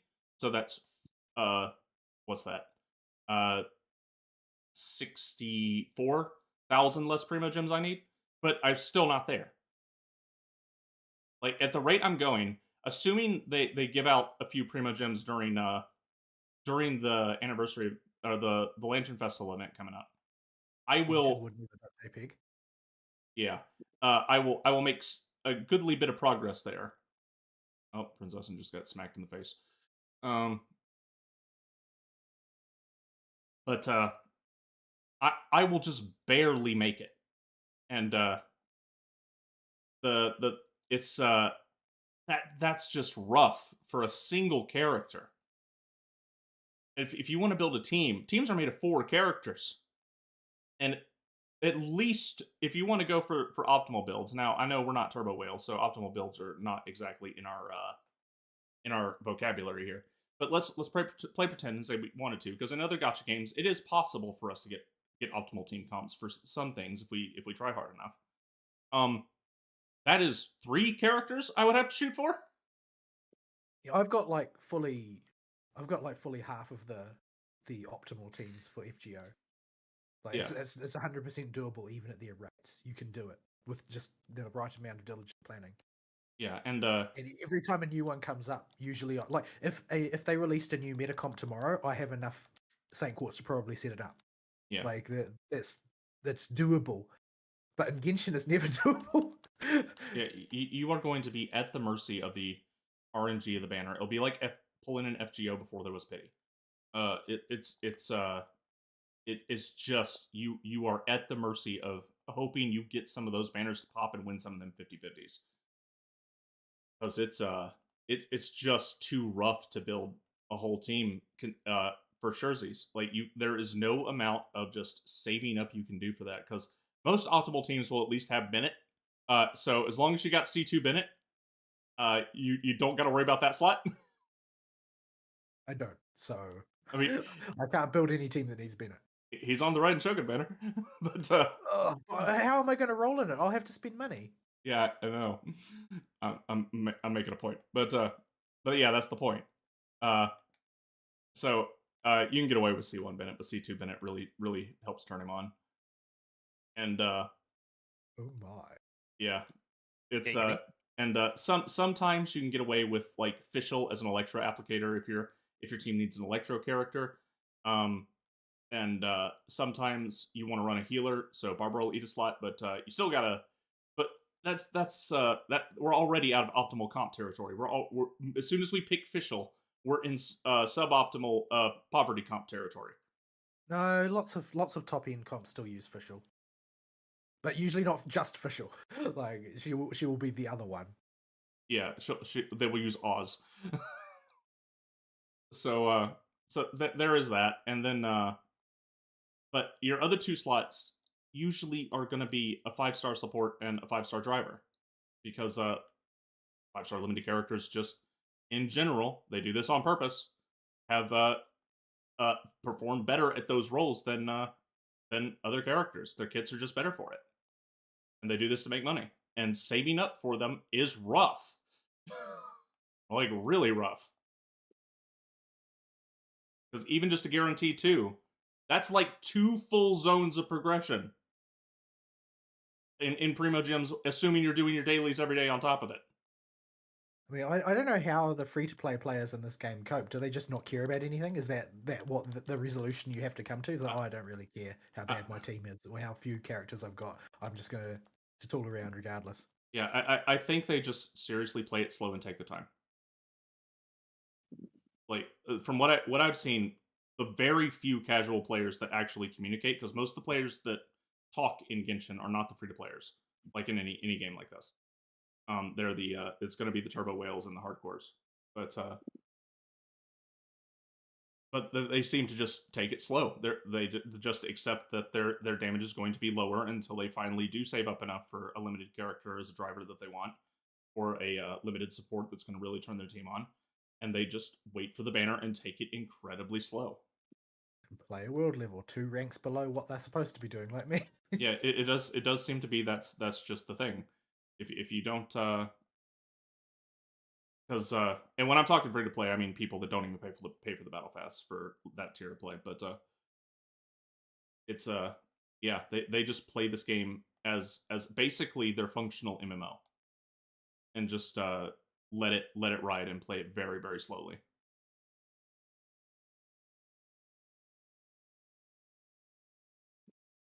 But yeah, that interrupted your wait. Keep going.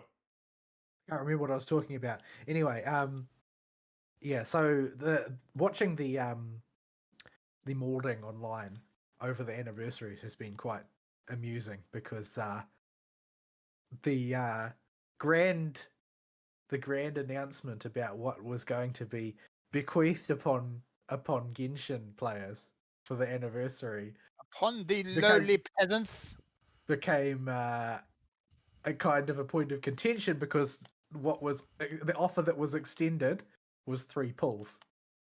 Not 3 10 pulls, 3 pulls. Just 3. Oh, and there was an absolute riot. Like the thing is, you're a game based in a communist country built around group action, but you're running as a business, meaning that you are basically facing every time you're facing your customer base, you're facing a union.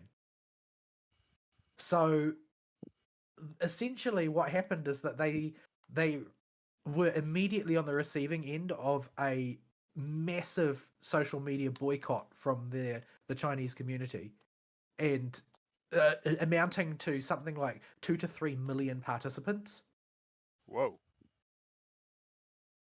Because the Genshin community in China doesn't disagree on things. They move as one when it comes to this.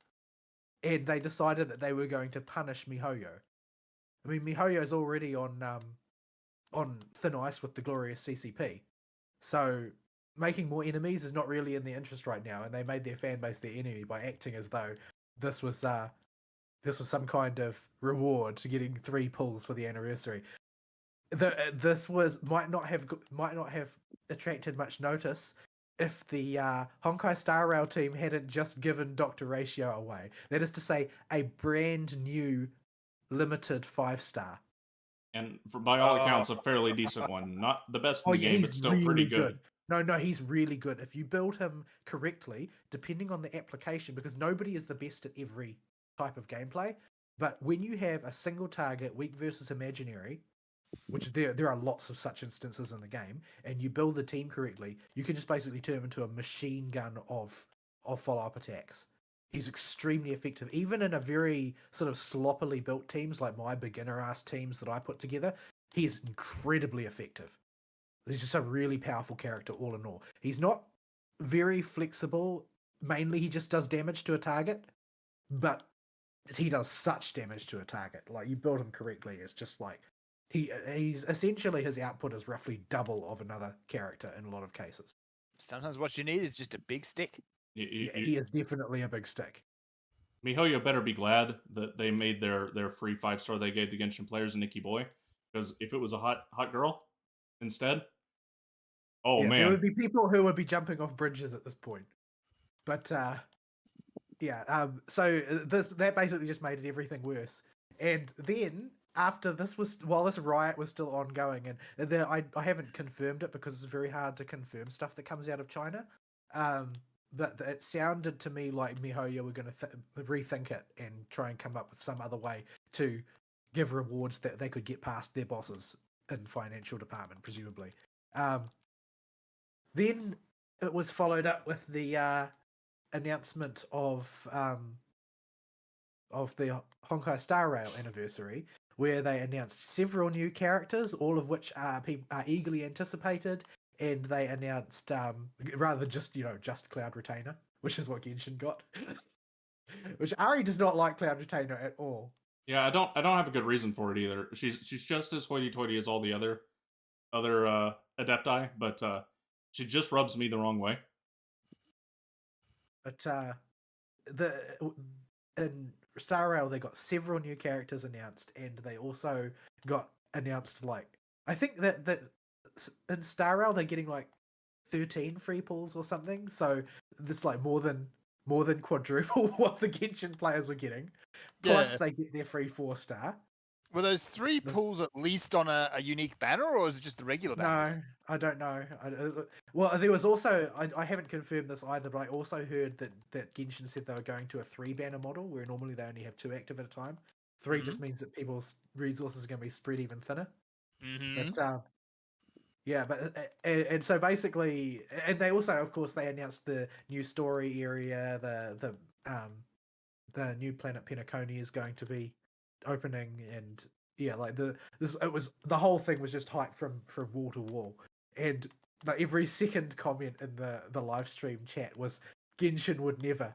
And what really sort of twisted the knife is that the social media account manager for the Honkai Star Rail team was also posting Genshin would never in the chat.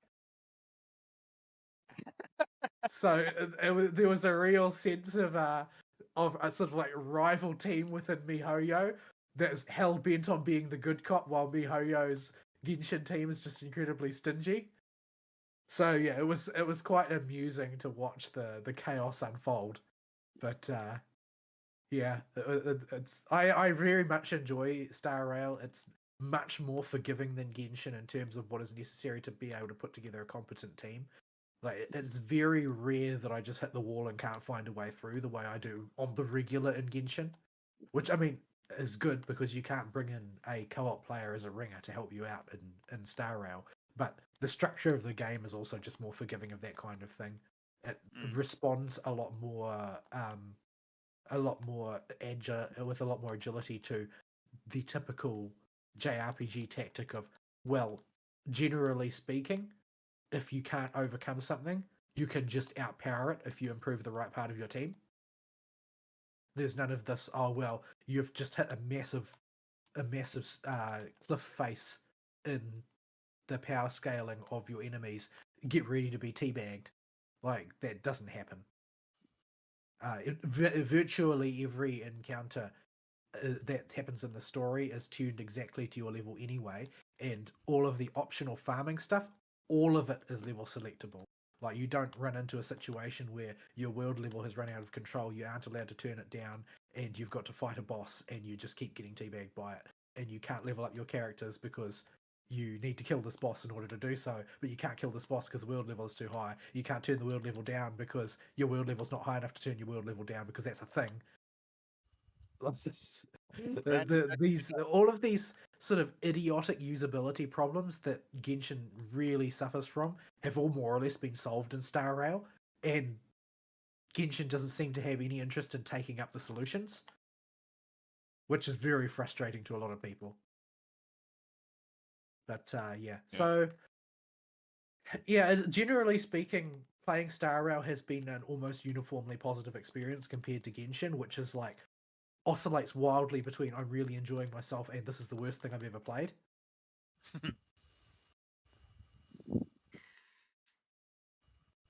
But Yeah. so I'm still sort of on the train of playing both of them, which I don't know how long that can last. Like I bought the battle pass in both of them because I was able to fill out both of them to level 50.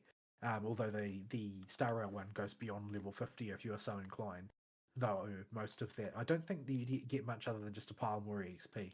But yeah, even the battle pass is more generous in Star Rail. Like all of the EXP books that you have access to, and there are many in the Star Rail battle pass, are purple. There's no messing around with lower level EXP books. That doesn't happen. Not a thing. Those are strictly for lower level farming of EXP books. Like when So you're not at a here to low waste level. your time. I think Yeah, if you're going to cash in on the battle pass, they give you only premium weapon upgrade materials, only premium EXP books. Everything is premium. Yeah. And they also give you an item that allows you to craft. I haven't used it yet, so I don't know the specifics of it. But the theory is that it allows you to craft a relic of your choice with the chosen primary stat of your choice, which is useful, I must say. Oh, But, relics so, are the equivalent of artifacts, right? yeah. So yeah, it's they just basically everything they do is the same as Genshin, except with all of the things that make you cry filed off. Yeah. I don't know why Genshin is so reluctant to learn the lessons, because it's one of those situations, right? Like we've talked about in the past. The template for how to do this right exists, but they refuse to copy it. There's no explanation as to why. Yeah, it's it's a thing that there are some instances of molding in communities where they just get mad, and it may or may not be justified. In the Genshin player's case, that they got a point, I think. Yeah, well, not only do they have a point, but there is like the twin sibling of Genshin is standing right there doing exactly what they want. Yeah, it is literally their sister It's game. really twisting the knife. From the same company. Like it uses the same interfaces, the same, like the UI is identical essentially, except with all the annoyances removed.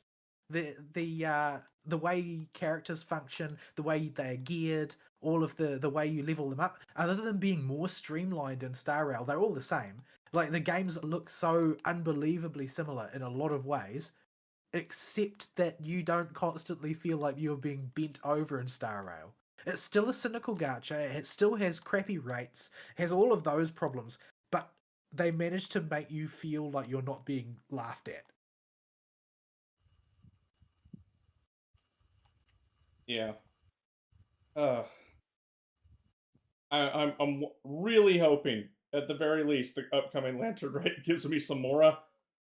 I've heard it's good for making Mora, but I think the ideal outcome is that they learn from this kerfuffle. They learn their lesson, and they're just like, look, the Star Rail fans are laughing at the Genshin fans, and they're really happy, and they're filling our pockets with money because they're so happy. The Genshin fans are molding and quitting the game because they feel like they're being mistreated. Perhaps we can recalibrate here. Yeah, like that's the ideal outcome. I mean, it doesn't sound very likely, but it could happen. It could happen because it's within the same company. Yeah, it is a non-zero chance, but I do not put those chances as good. No, I don't think they're good either. But one can dream.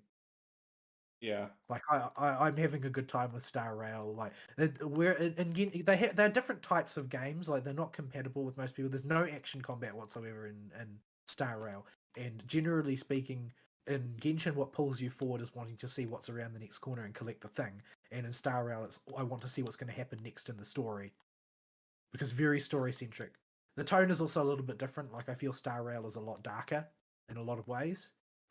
Like there's a side story that you sort of run into as sort of like incidental storytelling.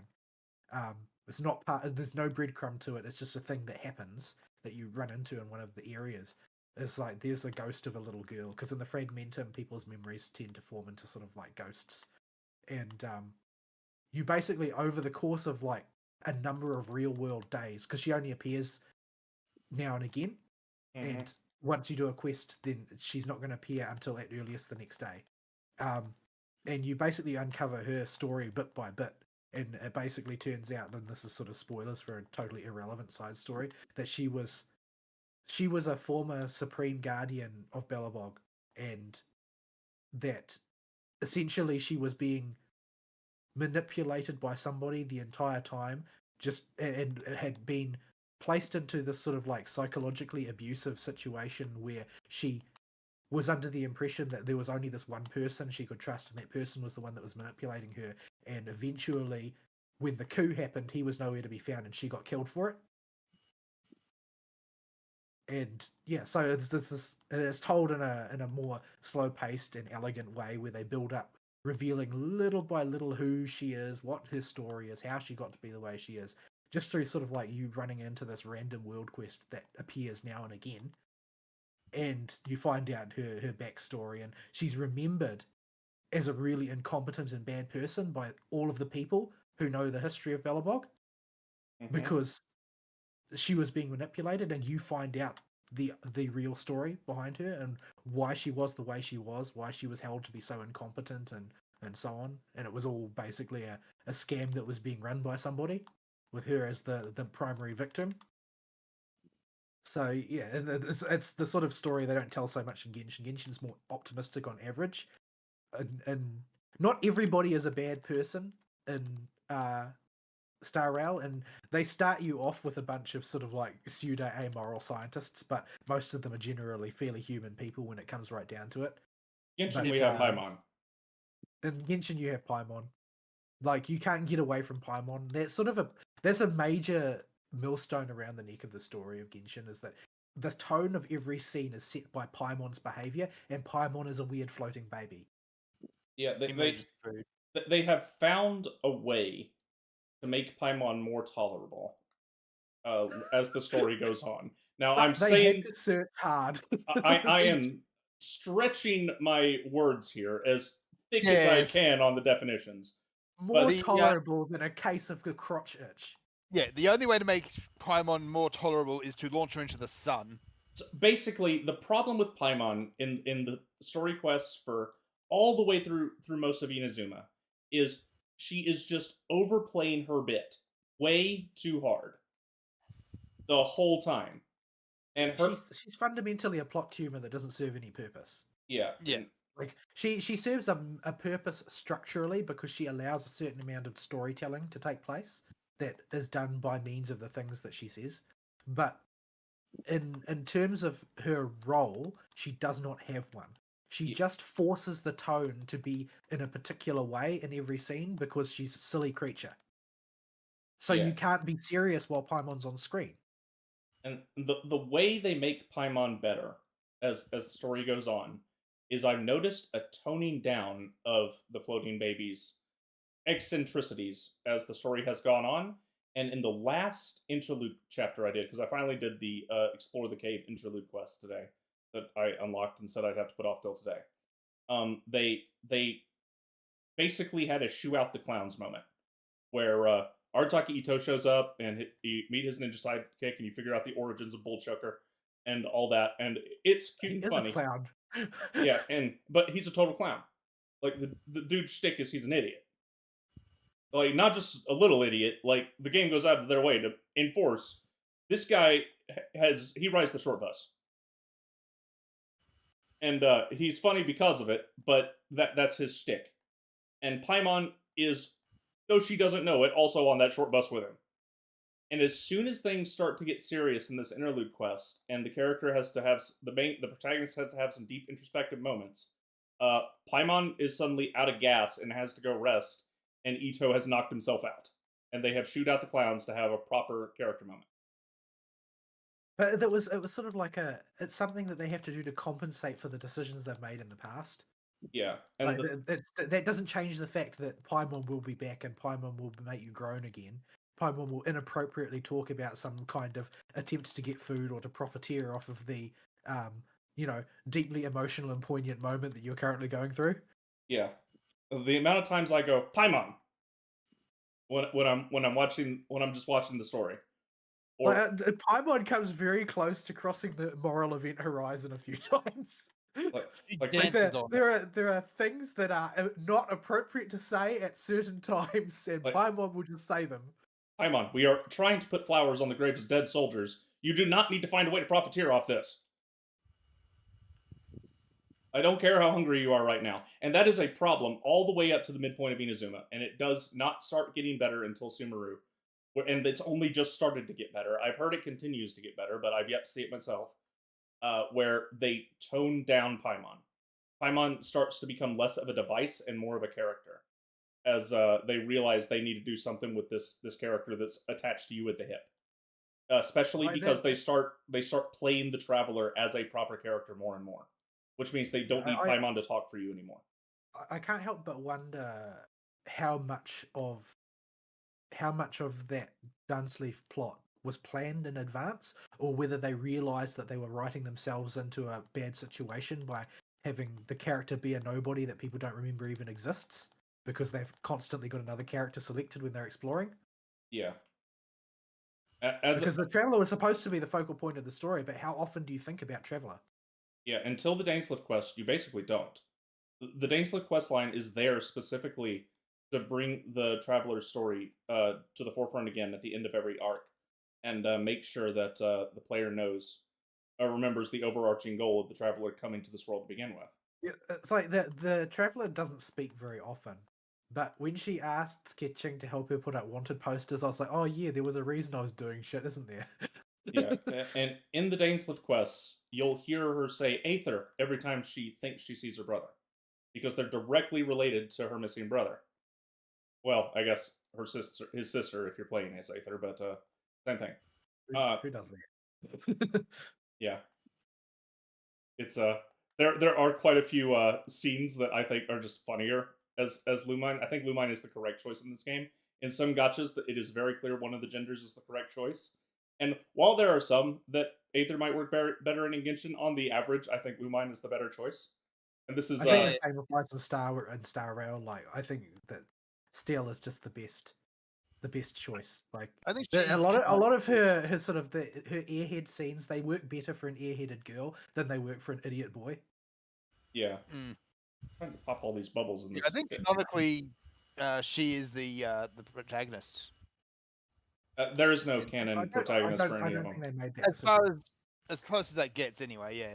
Yeah, they deliberately go out of their way to obfuscate it with these. They don't hint towards one way or the other. Yeah.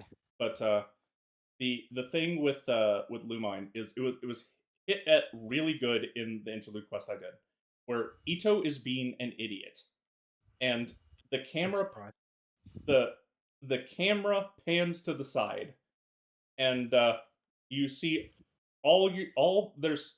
it's all girls plus eventually Zhao and Ito who are in the party with you in this interlude quest. It's like Yanfei, the water girl that works for Ningguang that you meet in this is her introduction quest, and Ito's assistant, and they're all just like, yeah, this is totally gonna work. And when it fails spectacularly, the camera slowly pans to your character and the girls all just doing a golf clap for him when his idea falls flat. And if you were playing Aether in this scene, I think it just wouldn't have worked.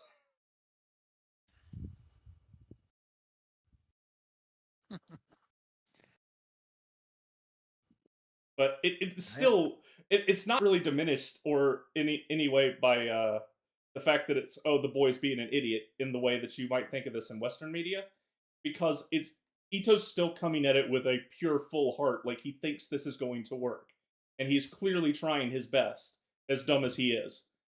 But his dumbness is unique to him, and it's clearly just the girls going, "Yeah, we saw this coming."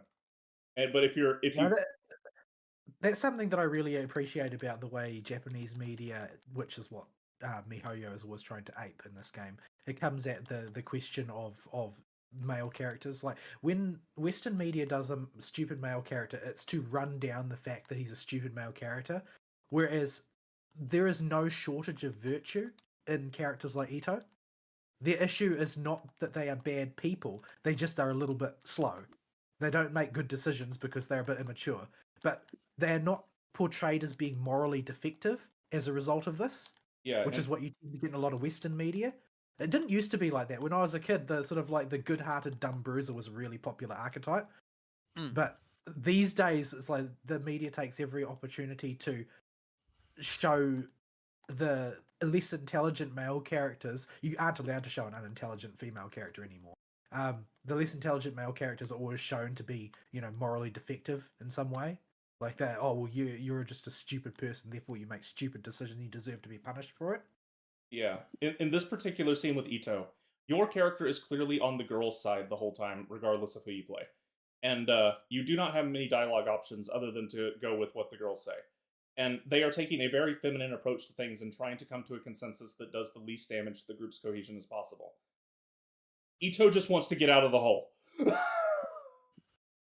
And he knows being in the hole sucks. and he knows that being in the hole is a problem for everybody, so his solution is to punch it really hard. Because that's how you get out of holes. It works. It kind of works. Eventually.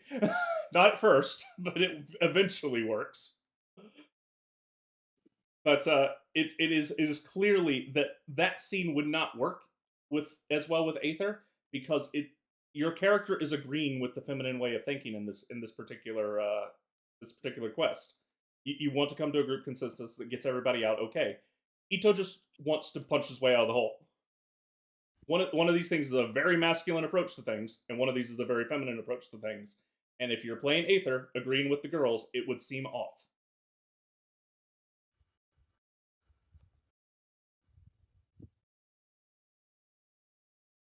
Anyway, that was another tangent and a half. We're blowing a good chunk of my week on yours because they kind of overlap with Genshin, but yeah. Well, I haven't had time to really play much of anything else. I haven't touched FGO at all. I've basically put it on the back burner, as I talked about last week, because the content progression is not fast enough for my taste. I don't know whether I'll come back for the new Valentine's event, that's Bizzette's event. I might, but I don't think I'll farm very hard because I just don't need the resources anymore, because I'm not trying to build a new comp or anything, which is what mainly causes you to need resources when you're trying to construct a new comp. But I've got pretty much all of the key meta characters already, so I don't need to go out of my way to push really hard and building up particular resources or anything. And the opinion globally seems to be that FGO's at the end of its rope and nobody seems to be able to redeem it. There were some people who were kind of interested in the new characters insofar as they were new. There was a lot of Fate Samurai Remnant crossover stuff and so on. But 1 second, my door to outside just blew open because of the wind. BRB.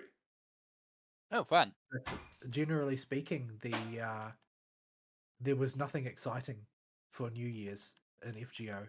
Like, I just don't think that they know where to go next, because the task of revitalizing that game is too big to carry out with their current paradigm, or at least they don't.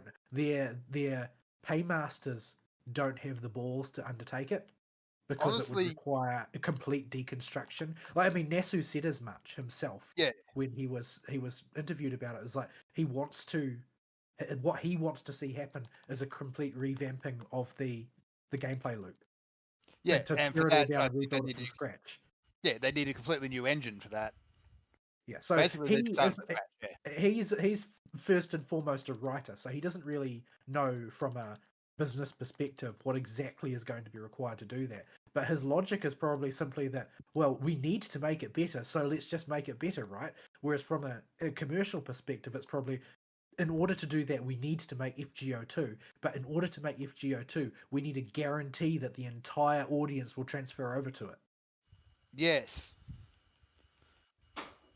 And I don't think that the money people are willing to do that investment, because FGO is still making money. Like, it still occasionally is topping Signal Tower. Like it's not usually Genshin. Genshin, because of its massive whaling, is usually at the top.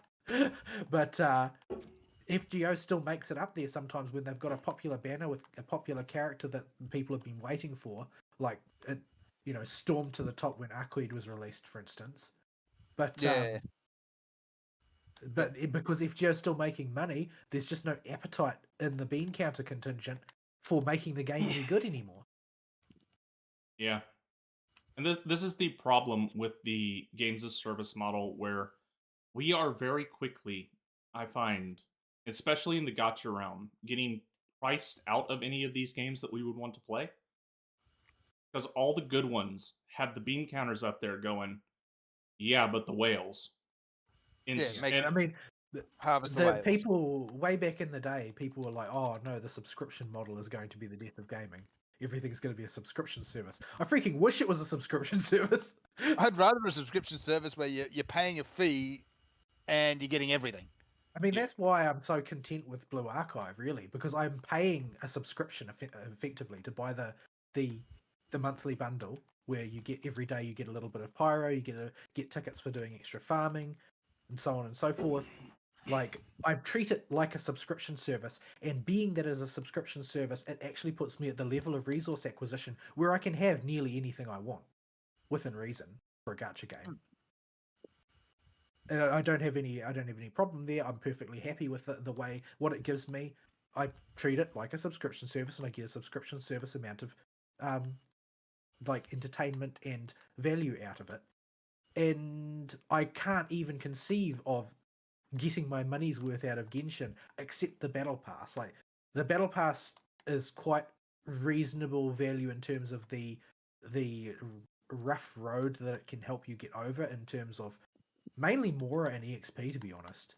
Yeah. Like, the 4-star weapon is nice and all, but actually being able to progress your characters is much easier to accomplish with the battle pass than the conventional method. The conventional method is very slow. Yeah, it is many days and many ley lines and much pain. But it's still, it costs me to buy the battle pass, because it's in US currency and New Zealand currency is so weak. It costs quite a bit of money for me relative to what I pay for Blue Archive, and I get less value out of it than I get out of Blue Archive, and it's simply because of the business model. And there's no appetite to improve the business model, to improve the value. You get the occasional maverick, like Pinecone, and because Pinecone's business model was like stolen whole cloth by Nexon to do Blue Archive. Like, everybody acknowledges it. They looked at what Pinecone was doing, they saw how happy the Pinecone fan base was with the value they were getting, and they just copied it whole cloth. Like, there are differences between Blue Archive and Pinecone, but in terms of like the general layout of how their pricing model is put together, how their rewarding model is put together, they're pretty much the same. And this worked out well for Pinecone. I mean, Crunchyroll mishandling aside, never forget. But Remember what they talk. But yeah, there's just FGO doesn't seem to be able to see the forest for the trees. They're stuck in this posture of trying to do things the old way when there's no appetite to do things that way anymore. And I don't really see how they can break out of it, because even if they decided, oh, let's just rebuild the way farming and progression works in FGO and make it like Blue Archive, they decided to do that, they would lose a whole bunch of players, because a lot of people just simply won't stomach change. Yeah, and more than that, the money they've spent, a significant portion of it has been because of the gameplay loop and needing to, watch Noble Phantasms and 3-turn every farming node. Yeah, the way the game is put together is built around the way it was. If you change that too dramatically, it's going to be kind of difficult to adapt, and people won't want to feel their value has gone either, because they put a lot of money in. I've put a lot of money into FGO over the years. I've been playing it for a lot of years now, so it would be pointless for me to sit around regretting. And I would be annoyed to see that value fall into the abyss. But I'm also a lot more detached from the game than I once was. Like, it would upset me if it all disappeared quite a bit. I would be very annoyed. But the state that the game is currently in, I don't value it as a part of my life because the state is not good enough. It has become lacking. They are not producing the consistency of quality stories that I used to enjoy, and they aren't producing the amount of content to keep me occupied. There's no future to reach for outside of the gameplay paradigm that is currently in place. Like, it's become extremely degenerate, and that enemy challenges based around crit damage and things that are not able to be overcome, and RNG that's not able to be overcome, and the farming game has become like pathologically focused on simply returning as many things as possible because you don't really have much choice. Yeah. Like it's ossified. It's become fossilized into this bizarre relic of a bygone era, but it hasn't been able to keep up with itself. And that I feel like this is one of those things that is the ultimate destiny for games as a service. No matter what approach you take, is that you're going to wind up there sooner or later. I mean, just look at Shadowlands. Like, it's essentially the same concept, right? They had an idea and they ran with it well past its use by date, and were unable to gather together the intestinal fortitude to change anything until they had run themselves clean into the ground.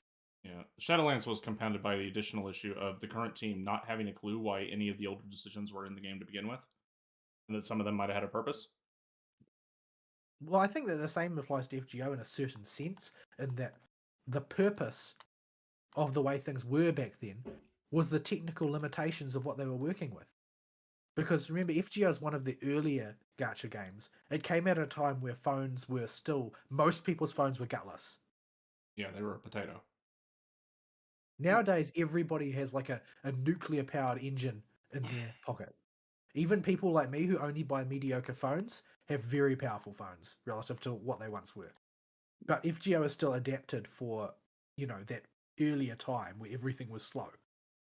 And each new gacha that comes out is a product of its time and its tech level. And as the gap has closed completely with Genshin and Star Rail, there's a lot of people who are sort of like left with models that don't make sense anymore. And Genshin's challenge is different. Genshin's challenge is trying to overcome the cynicism that cashes in exclusively on human psychology to try and simultaneously make a product that delivers value for normal people as well. Anyway, I think I've rabbited on about that for long enough. My throat's starting to get a bit dry. All right. Okay. I think we need a brief break. And Yep. uh-oh, I'm being attacked by mushrooms. Bad mushrooms. Evil mushrooms. There are a lot of mushrooms in Sumeru. I hope you like tiny little floating mushroom men, because you're gonna be killing a lot of them. I do not. I don't want to go back to Zangarmarsh, Mama. Only part of it's only a small part of it's a marsh. The rest of it is rainforest and desert, and I haven't got to the desert yet. So, all right. I'm going to put us on a break screen, folks. I'm gonna mute the sound, and there will be no music this time, but I will try to get it figured out for next show. If not next show, definitely the next one. So here is 5 minutes of silence. Check the video for when the Whose death are we honoring? yeah, good question. Check the video for when the splash screen goes away to figure out when we're back. We'll be back soon. Silence in honor of Elizabeth II.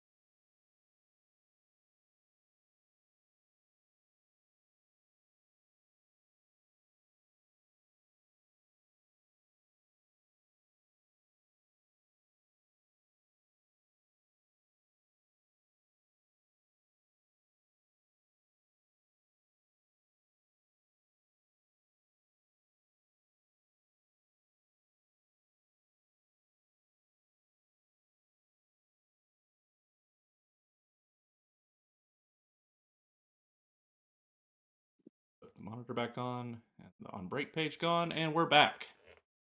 I live for bad Wasn't rude. puns. So, You're terrible. Yes. okay. Yep, we are back. And Vol, we were still on your week, and I can come over to your world Oh. and help you do some stuff for show content, if you'd like. I haven't decided what I'm going to do. Basically, I need to, in Genshin currently, I need to raise a character who's not like pure geo damage only, because I tend to run into issues with things like geo slimes, where it's like, great, I do no damage. What am I gonna do? I guess I have to use Noel's Claymore to cherry tap it to death over the course of about 10 minutes to kill a slime. Yeah, and Yay. having Geo experience now to have some playtime with the element under my belt. It's not just Geo slimes. It's also enemies that have. There seems to be some kind of weird calculations going on with enemy defense and Geo damage, where squishier enemies will just you'll evaporate them, and your numbers are just colossal. But if the enemy is even a little bit tanky, your numbers start falling off a cliff fast, and there's no way to offset that. And I'm not actually sure where the resist or defense stats come into it. Like, it's something you observe. That's why you probably thought that I was just bullshitting back in the day when I'd talk about doing 2-figure damage. But no, sometimes you do 2-figure damage, and Yeah. it won't be clear to you why. Yeah, there are some enemies where your damage is like 8th, and it's just it just is a particular quirk of the res and defense on that enemy, and because Geo has no reaction to offset it other than crystallize, you just will run into that issue as a Geo main, where there are some enemies that are just going to be rough to kill. Yeah, which is why I've got this sort of imperative to try and improve another character, because generally speaking, every Geo comp has at least 2, sometimes 3 Geo characters. That's the way they are constructed. So I kind of need to have something other than that to deal with those situations. Yeah, yeah. But yeah, it's now that I can relate to the Geo problem a bit better, I can probably help you focus on stuff and plan building a bit better, because I did not play Geo until this week. This week was the start of my adventures as a Geo main, and when you blow something up, you blow it up real good. You do big funny numbers, or a lot of moderate funny numbers in Ningguang's case, and that's like your Hydro Slimes and your enemies that are in a down state where their defenses are dropped to almost nothing, like the Electro Hypothesis and all that. You will murder them. It will not even be funny. However, you run into a Fatui agent that has, or an Abyss Mage, or anything that has Geo resistance or Geo immunity, God forbid, and you're just hosed. Yeah, there's no way out. You can't work around it. You can't change your situation. Like, literally, it's especially for those characters who are Catalyst users who have no physical damage. You don't have any options. You just, we'll change to a different character. That character is nullified for the purposes of this fight. Yeah, my white damage on my my Navia is not good. It is very, very bad relative to where my power level is at in the game, but it is not 0 either. So, Geo Immune doesn't. If I really, really want to and just don't want to push that character swap button, I can eventually get through it. It'll just take 15 minutes. Yeah, that do be how it is sometimes. So yeah. So yeah, the thing is, I don't have very many good on-field DPS. In fact, I don't have any. And so the role is probably going to fall to Bodo, and she's not for that, but she can do it serviceably and compared to most. She can be hot swapped to a off-field resource later. Oh, there we go. She's able to service. You can't build her for both things at once, but she can serviceably do both things. Yeah, you can. She's primarily usually viewed as an off-field DPS because of her ability to basically put up a shield and enchant you with lightning procs. But that she can still come on field and hit things. Yeah, So yeah, if once you figure out what you need for Baidu, I can hop in your world and come help you pop stuff after I turn off these It barriers. might just be lightning relics because her relics are terrible. But realistically, I don't just want lightning relics for her. I kind of want gladiator relics, to be honest. Yeah, so the best thing to do would be to kill bosses for that then. But oh my goodness, is it raining again? Is that why Yep. these things aren't burning? There's these little pillars in Sumeru that have dendro tethers coming out of them, and you have to burn them to turn them off. And guess what you can't do if it's raining? Yeah, I'm doing that at the same time, but I'm fighting shield hilichurls. So I have put weight on my bar for fishing, my quick bar, but I'm getting more use than I would think out of it. Just sitting here trying to get the weather to go away so I can pop these things. Lol. Okay, I think Anyway, what? Oh, Fern, have you had Australia Day yet? When is that? That was this week, actually. It was on Friday. So So were it's- people able to behave normally? Yeah, moderately. They went out, they got drunk, they ate too much tomato sauce covered stuff. So yeah, it's Australia Day. Yeah, we're having our public holiday shortly, Waitangi Day. Which really should be called New Zealand Day, but they're going to keep calling it Waitangi Day because of the Waitangi Treaty. But yeah, so that's happening, which is a huge nuisance for me because it means I've got to try and do something about all the time off that I need to give to my staff.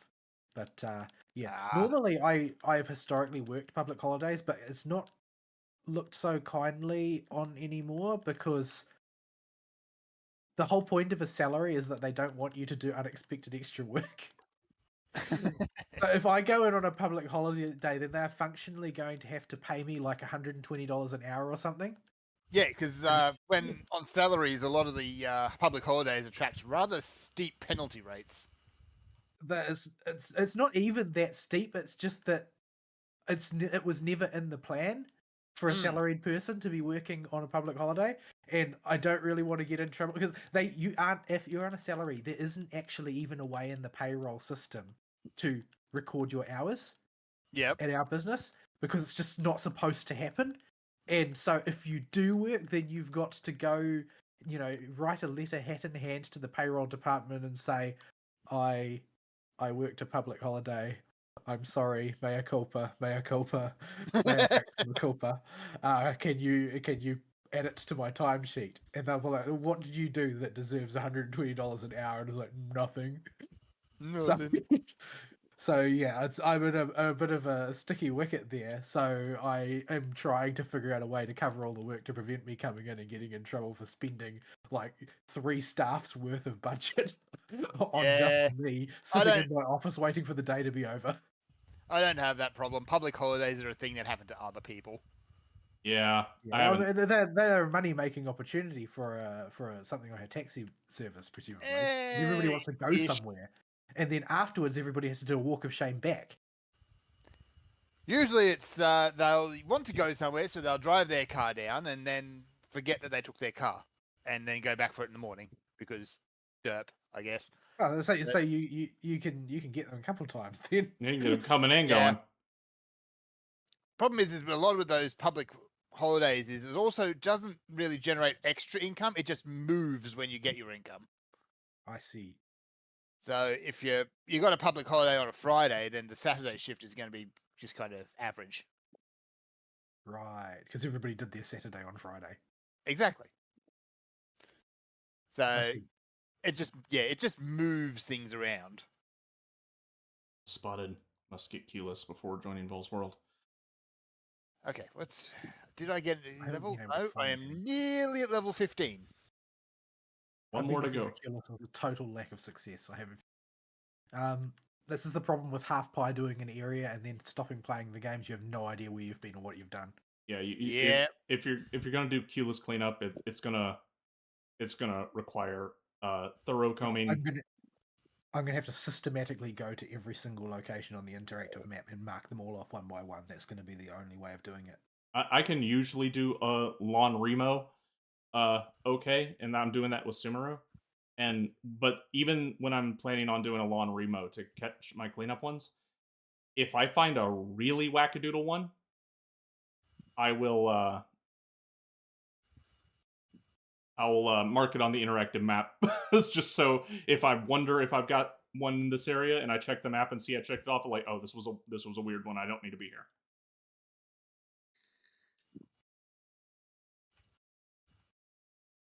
Anyway, So we're still on your week. I am going to call an end to it there while I try and work out if the domain for farming for my weapon is even open at the moment. It's not open until the reset. Because it's still yesterday. Really? It's still so yesterday. It's set for Thursday. Okay, so I won't do Yeah, that. for time change Um, shenanigans. I don't know what Genshin's obsession is with the day of the week. It doesn't make any sense to me at all. Like, you've already got so many restrictions on how much people can play. Why also restrict what day they can do it? It seems like bullying.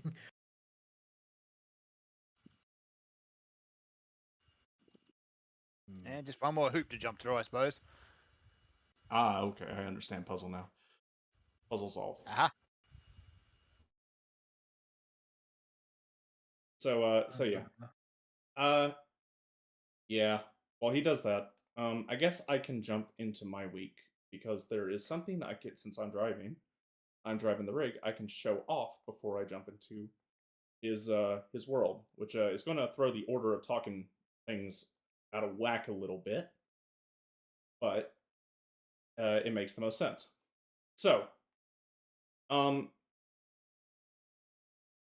of you may know I have certain preferences with female characters in video games. Big poofy dresses. Cheerleading outfits are optimal, but I'll take big poofy dresses as a second. Blonde hair, bright Pickle? eyes, pickle. Okay. My internet exploded for a moment there. Thankfully, you're not running the rig to this week. Yay! So yeah, I've actually got the remnants of a cyclone sitting on my head at the moment. So there's that. yeah.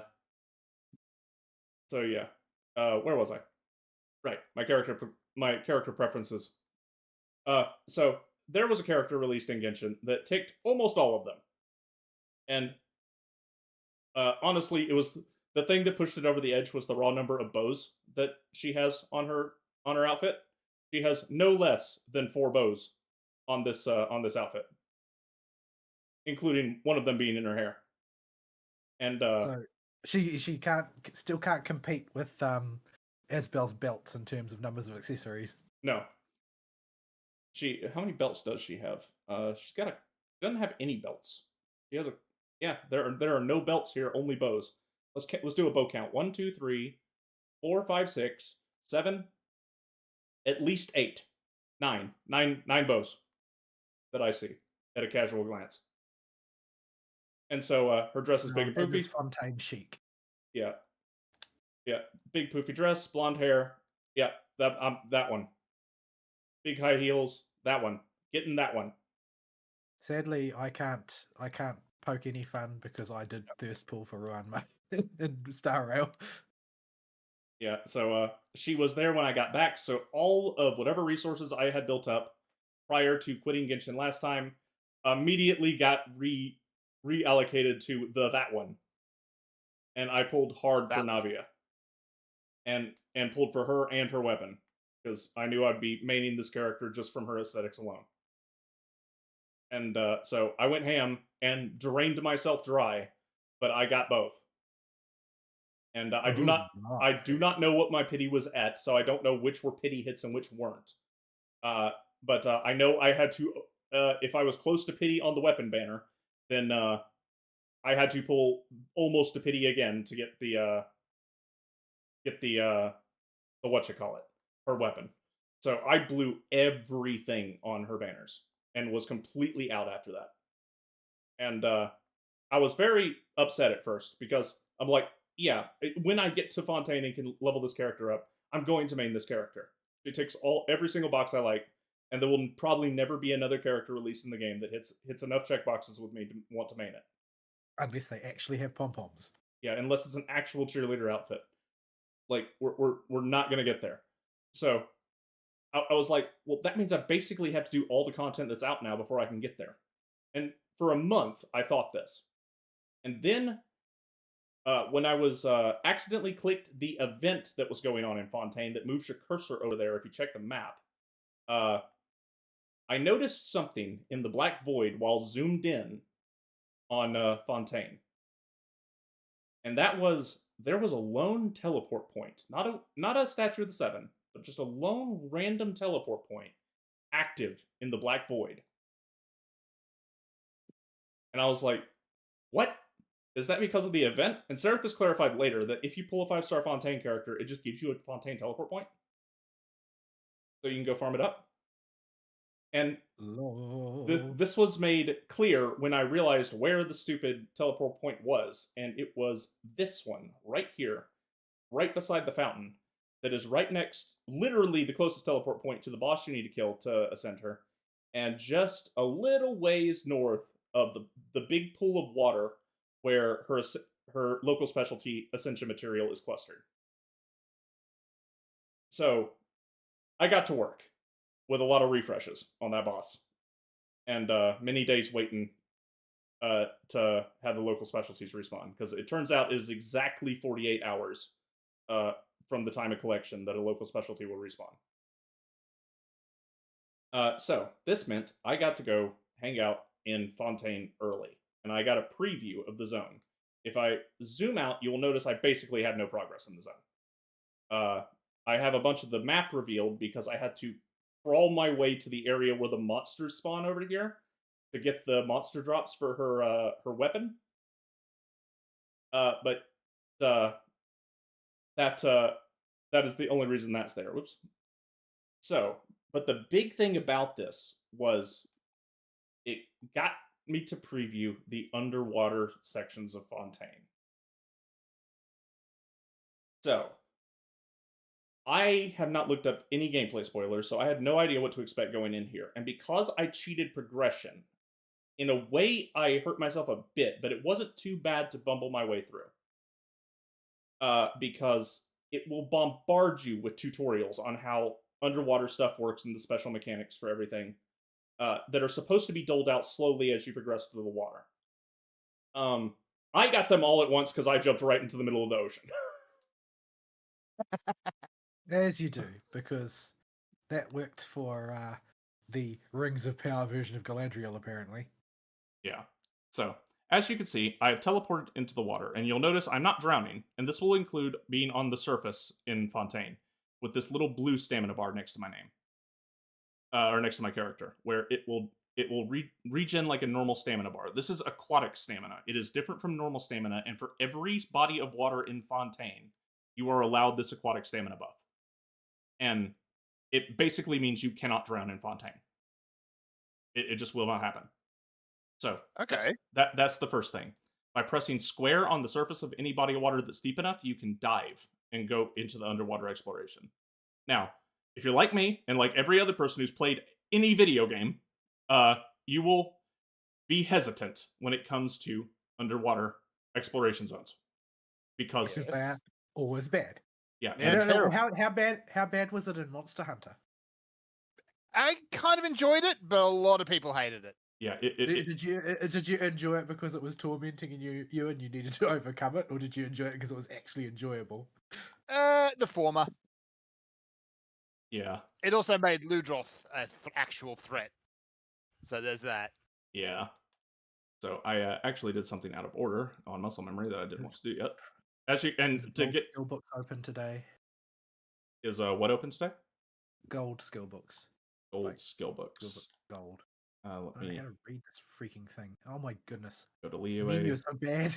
Liyue, domains only, talent materials. Today is yes, gold books. Yeah, we'll do those. Okay. So, you may notice underwater, I do not have a right trigger is what I keep my skill on, and you may notice that button is gone right now. I do not have a skill at the moment, but I have a left trigger skill, which is the utility action skill that they use sometimes and forget exists. But for underwater, they've remembered that it exists, which I'm very happy about. And this is a tether. that you can throw out and grab stuff. And underwater movement is just like standard 3-dimensional movement. You can, where you angle your camera and where you point the stick is where you will go, which is the best way to do this. And if you want just straight ascent or dive, it's X and square or A and X if you're on Xbox. Keyboard players, good luck. So it's very intuitive controller controls for underwater, and it feels very good to move around in. And you can sprint underwater with fast swim, and it works just like sprinting above the ground. You're just adding an extra layer with the verticality that being underwater presents. So with my tether, I can't do very much. If I come over here, and this is a bad idea, you don't want to do this, and try and fight these monsters with the tether, it's not going to go well. I'm going to do 3k damage to them, and it's going to tickle, and they're just going to aggro and come eat me. But if I go back to this little squiddy thing over here, and there are these all over the place, in different ones, I can use the tether on him, and he's not an enemy, he's a friend. So he wakes up after I tether him, and what I actually did was I stole his ability. So I stole his attack. So if you find a friendly animal, you can steal its attack, and now I have a water jet that does way more damage. And is probably the weakest of the main skills, but is still a competent way to deal with problems underwater. If I steal this friendly jellyfish, I get a bomb that is the best weapon underwater, and just throw it out, and it does colossal damage to anything it hits, but it's a remote detonator, so you have to time the detonation. So are these creatures the ones that, what's his name, uses as her summons? The Fontaine's Archon girl. Well, former. Maybe. I don't know anything about her. I haven't looked up her character kit, so I don't know. But, yeah, and there are a ton of these animals you can pick from underwater. I like the jellyfish's hat bomb the best, where you throw the jellyfish bomb out and remote detonate it. Oh, more Spring of First Dewdrop is back that I didn't grab on my first trip through here. But and each of them has puzzle-solving applications, which I thought is really interesting, because I did all the puzzles in the immediate area around this area where the Spring of First Dewdrop spawn. Except for the boss down there. I didn't go fight him because I want to save that for when I'm actually in Fontaine. The puzzle-solving application for the jellyfish hat is fairly simple. You can activate a lot of nodes you need to attack at the same time with the explosion, because it's a huge explosion. And it can also break rocks and allow you to mine. The other ones have other applications.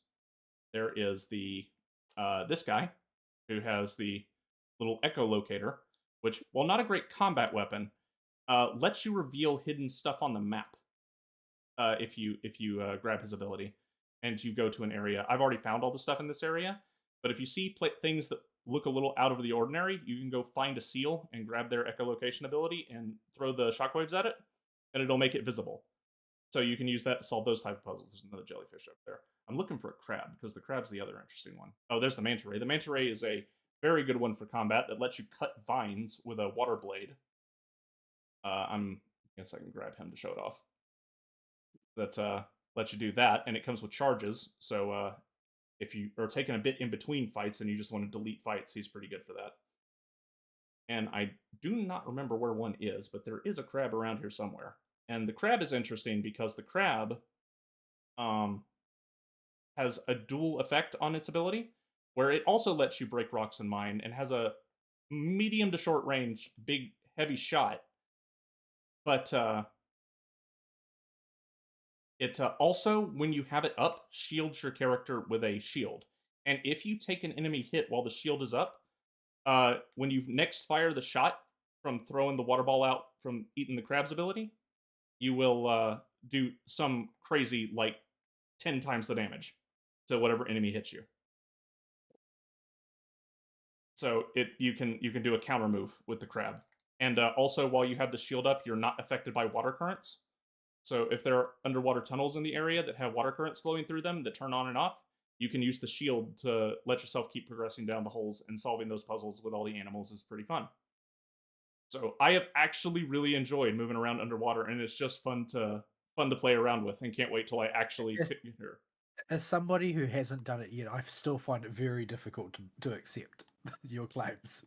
Yeah, it's just like almost a truism about video games that the underwater section will suck balls. Yeah, and before I went to Fontaine, I would have told you I was apprehensive about it.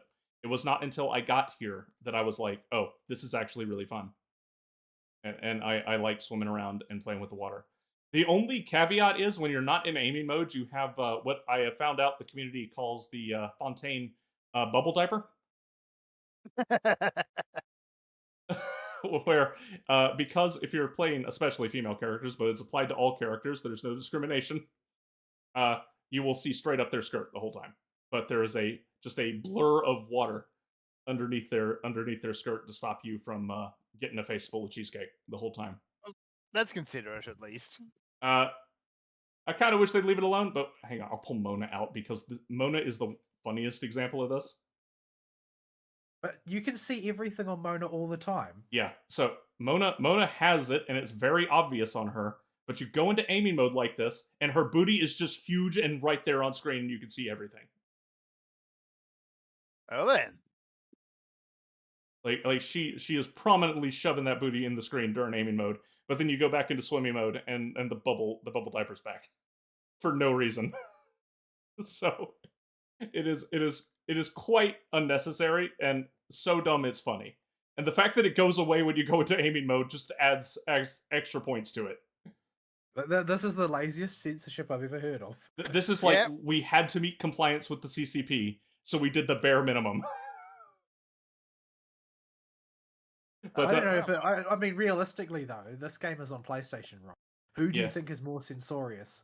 California PlayStation or the CCP? I don't know. It's tough. Oh, it's a toss-up. Yeah, very tough call. It depends on how aggressive the CCP's feeling that day. Who wins that fight? We all lose. But yeah, it just feels very fluid to control, pun intended. And the areas and puzzles so far have been very good with utilizing the different animal abilities and going through the water and just in general solving puzzles and killing enemies down here because the enemies are rather trivial. The damage of the animal buddies is scaled to your level, so you're going to do way more damage than you can do on the land with any character with the animal buddies.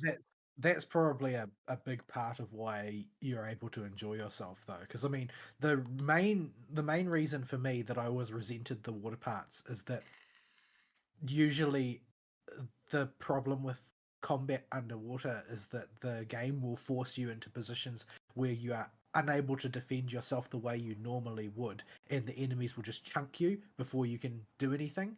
And that feeling of being artificially slowed down while you get the crap beaten out of you is incredibly frustrating. Yes. Yeah. And so the fact that they have made you move fast underwater and given you free control without any kind of rails or anything or restrictions on your swimming ability other than your sprint bar is very helpful to it as well. And the fact the animal buddy abilities you can copy are so powerful, it makes the underwater combat feel much better because the underwater animal abilities are tailored for underwater combat. You're not trying to staple on janky normal character skills into the underwater area. You are explicitly using the animal buddies abilities who are designed to be used underwater, and it's very clear they designed the enemy encounters and the that are just the trash around the area and the puzzles with these animal abilities completely in mind. So I've had a lot of fun underwater and can't wait to explore this place completely. I've just explored this little circle underwater so far with my ventures into Fontaine. Because I've only had to go here and a little bit near the enemies that spawn that drop the weapon. The enemy drops I needed to upgrade Navia's weapon. But yeah, that was Fontaine's experience. So going a little bit out of order there, because Fontaine is not something I've fully experienced yet. But since this kind of required a visual demonstration, I wanted to go over this one first. For just the genuine surprise it was, because initially I was only going to jump in the water and go grab the collectibles and just ignore all the fighting, but I was just having so much fun with the animal abilities and the swimming mechanics that I just kind of stayed in the water and decided to clear out the whole area around it just to get a full preview. So I can't wait to get up here and fully explore everything and go to all the underwater zones and do stuff. I think that's going to be a lot of fun. So I feel like you're telling someone from the 1400s that yes, people really can fly in the air using machines. Yeah, I understand the bafflement. I do. I totally get it, but it's true. I am actually enjoying myself. As with anything when it comes to personal enjoyment, mileage may vary, but I really, really like it. And it gets a definite thumbs up from me. So there is that. Let's see here. You don't need to be Protag, you need to be Barbara. So, all right. Continuing there, because Genshin has been my gaming this week. I basically only played Genshin and done as much story content and working on Navia as I could. Especially since I'd already done her artifact grinding with Fall when, well, the first set of it anyway, because I didn't think I'd be able to go to Fontaine and get the artifact set for a long time. So I wanted an artifact set in the tank. And so I already had that part done from the just massive amount of times we refreshed and did that stupid Geo dungeon.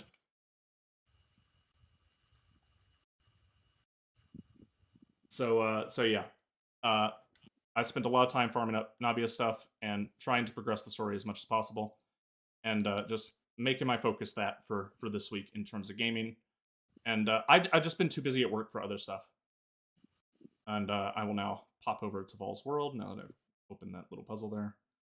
Because I've been showing Sumeru through the whole thing, so you don't need to watch me talk about Sumeru, although know that when I'm referring to grapple points, I mean these things right here that I'm zipping between right now. I'm not going to stop with them. And when I mean bouncy mushrooms, you've seen me activate the bouncy mushrooms, and they're fairly self-explanatory. They're mushrooms you bounce high on. So those are the only two. Well, there's a third one that I can't really show, but there are 3 gameplay puzzle environmental mechanics I've encountered so far. And I'll talk about those when we get Sumeru. But for now, I'm going to switch my party back to my main party and Vol's World, and we will go farm domain. So where is my friends list? Because I forget how to do this every single time. Dear. So yeah, the work has been a nightmare the second half of this week. The first half was light. I actually had a lot of time early in the week. And then Thursday and Friday happened, and I was murdered. Yay! Also, you can fire Noel.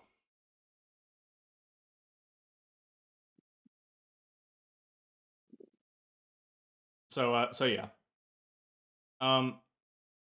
The first thing I did was I finished up Inazuma. And use food, aren't I? Yeah. If nothing else, you can feed me ammo. Yeah, you're going to notice something when I'm playing Navia, assuming these characters aren't all like just totally unsuited for a Geo character in this domain, which may require a team switch. I didn't even check what this domain actually does, but pyro damage. Okay, we should be good as long as we got shields.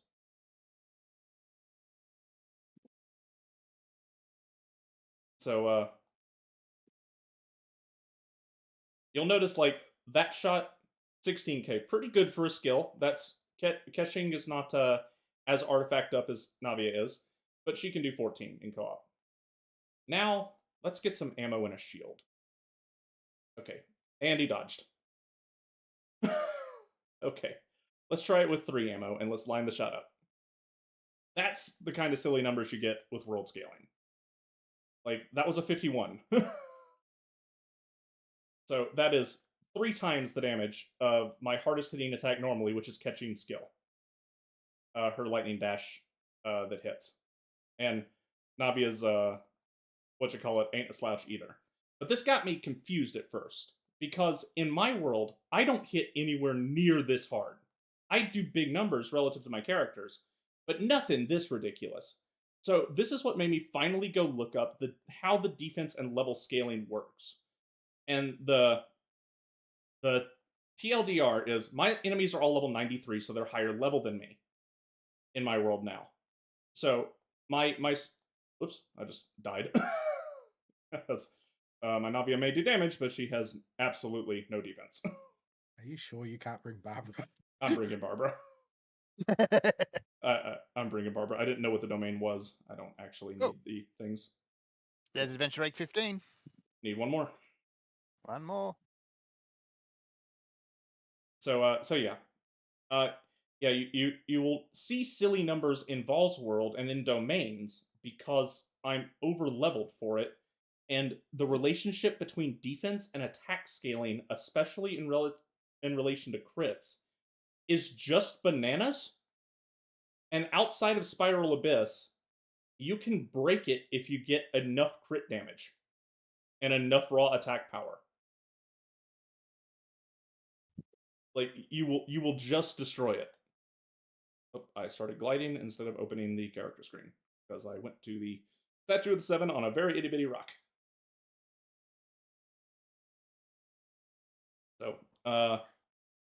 So yeah, because the numbers when I come to Vol's world, he should have been catching up to me relative to things we're going, but I was not looking at my raw numbers in my own world to compare them to until I got Navia.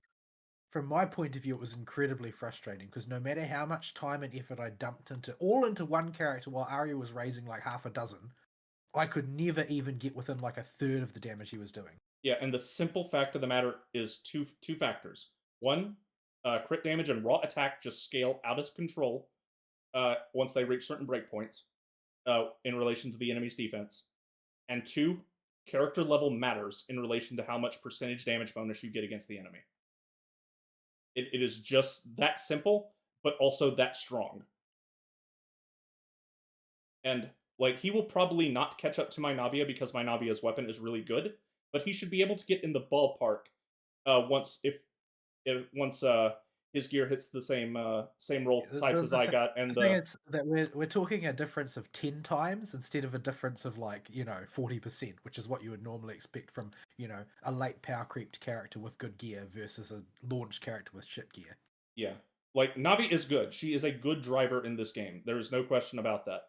Her skill and the way it works turns Geo into an offensive element, which is unique and is very powerful. If you can get it up to 6 stacks, you can do the big funny numbers. Realistically, needs to be reapplied to every Geo character that was already in the game. Yeah, so Geo character just drags its feet compared to every other element. Yeah, so because of the aforementioned regions before, you will notice when I'm smacking these guys, my crit rate is really high, so I'm critting them for 3k white damage. But scaled appropriately, I'm going to be hitting these guys for like less than 1,000 in my world. And critting for like maybe 1.5 to 2k. If I shoot them raw with no stacks, that one crit, so the crit damage was insane. But if I have a Geo shield, because right now I have Geo resonance with Vol, and I suck up a full 6 bullets, which I can't really stop to do because we got it, Barbara. Barbara, fix it. Oh, you're on the wrong button, Barbara. We're in multiplayer. You're not down. Oh, we're getting some lag in the domain. Oh no. Yeah, this is the one downside to building Navia the way I have. She is a glass cannon. And there are yeah, you can see I did the damage I did without a crit there, just because of the way her bullet stacks work. But she is entirely built around building up these bullet stacks and trying to keep her burst as active as possible because it's just really, really good passive damage if it can crit every single time. Like, it is a extra auto attacker on the field or basic attacker on the field if you can keep it rolling. I'm used to pulling out Oz in order to apply an element so I can get crystallize. But well, the thing is, if I take a hit, I lose 50% of my health. The aforementioned level scaling works both ways, Yeah. So yeah. That's why domains and stuff warn you your party level is below the average. Because they don't tell you outright this is a mechanic. You gotta go look it up. That level scaling is a shoe, and that furthermore, attack and defense relative values get out of hand. You'll notice this in particular with downed enemies below your level. So enemies like the Ruin Guards or like or their variants or the cubes. They all have a down state that basically reduces their defense to 0. And you will absolutely murder them with a character that has high attack and crit damage.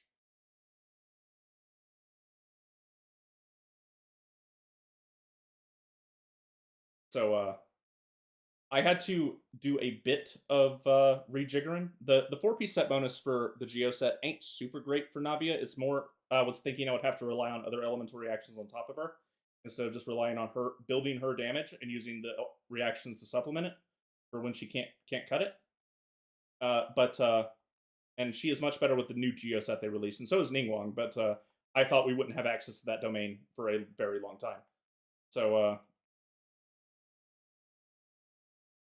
I did not try and farm that one. I farmed the baby one that you can get out in the island, and that one's serviceable. It's fine. It's just there's one that is much better for just amping geo damage. If you want your geo damage character just to be doing the big funny numbers, and it's in Fontaine. So what did you do that time? They evaporated. I crit every single time with more than 3 bullets. Because the way Navia works, you build up 3 bullets, and that gives you shrapnel for your shotgun blast. And each piece of shrapnel that hits an enemy increases the damage by a percentage. So I think we just lost Fern. Well, it's a good thing that you're running the rig then, isn't it? Yes. So each piece of shrapnel increases the damage of her skill, and she's entirely built around the shrapnel mechanic. And next is, in addition to building up the 3 you need to fire enough shrapnel to hit the full charge, you can build 3 additional bullets that will make the bullets you have bigger in your HUD. And for each bigger bullet you have, when you fire, it increases the damage of your skill by 15%. And so the way you get bullets is by eating crystallized chunks, or by using your burst, and you'll generate 1 every 3 seconds. So yeah, that's the way she works, and she will get a very brief Geo infusion, barely enough to do the first 3 hits of your basic combo after the shrapnel burst. But she is entirely built around this skill, and otherwise she's doing baby damage. The white damage is not good. But the numbers you do with that skill are really big and really funny, because she is there for just building to the king hits and making them happen. Yeah, like, you do it with no shrapnel, you get a pretty good hit of like 16k on these guys. I get 5 bullets and 52. Been leaving the crystals for you so that you can do the damage. Yeah, you don't have to intentionally leave them for me. If I choose to, I can suck them up by going into aiming mode. Oh, that one broke 100k. Arbor, make him wet. Oh my. So yeah. But yeah. Unless Vol pulls like the best tier 5-star weapon for Ningguang, he's not gonna quite hit this level of damage with a Geo character. And his character's also not not built for offense. Like, Ningguang is kind of a weird hybrid character. With her, because there were no offensive characters for Geo. Yeah. They didn't exist. But with Ningguang, I should expect you to, with optimal gearing, hit about half the damage I'm doing right now, at minimum. And that's still a colossal amount of damage. Navia just hits really, really hard with those two shots she gets charges But for. when you say it like that, it's unspeakably condescending. Like, you're firing way more shots than me. Over time, I don't know what the DPS is, but I'm talking about with your big hits, like your burst and stuff. Because you got your basic attacks that you'll be firing off that'll be doing the equivalent of what my burst does. Unfortunately, a massive chunk of Ningguang's burst is behind C6. So yeah, it may be a constellation lock issue. Statue of the 7 is out of gas. I'll barber you.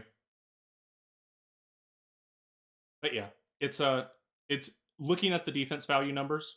it's totally feasible that your damage will go up. It just requires levels and a bit more crit rate and crit damage. It's unfortunate that once again we are in a video game that locks so much of its damage potential behind crits and crit rate, but that just be how we do. Yeah, I don't really understand what it is like. The games in general are just married to the crit mechanic, and they never seem to be interested in any variations other than the classic critical feast or famine. They all seem to resort to that. Why can't I? Start button disappeared for some reason.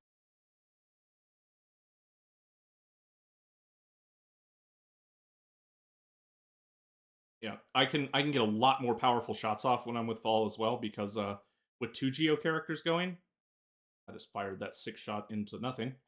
I'm never starved for crystals. The only real skill caveat with Navia is finding the sweet spot and aiming her skill, because it's not a Diluc press R to win skill. You do have to aim it. And with these invisible guys, like you saw me only hit half of that one with 5 shrapnel. It just it barely did anything to him. You've got to line the shot up and get them all to hit. So there's a slight skill component to her, but when you don't have bullets, if you're still going to keep her on the field as a driver, it is literally just there we go. Barber Burst. Barber Burst, fix it. I don't want to. I don't want to spend my life farming mushrooms so that I can tote Barbara everywhere. I did. Barbara has never left my team since she came on it. She's the one character that has remained. Even Diluc has been replaced by Navia by now, but Barbara has remained. Fischl gets subbed out for at least a puzzle-solving character if I need a specific element. But Barbara is a constant. Barbara never leaves. Barbara is always there, and she is always there to fix it. You're starting to sound a little crazy. I mean, she's just been such a reliable teammate. I have no real attachment to Barbara's design as a character. It's just she's there to fix it all the time. She's been so good to me. Yeah, well, that was my rationality behind my attachment to Kirihime initially, and then I just went insane. Yes. I mean, she is blonde at least, so she gets points for that. And you can fire from the hip in Navi and get lucky like I did right there where I hit all the shrapnel, but it ain't likely. And sometimes you just don't crit, like that one.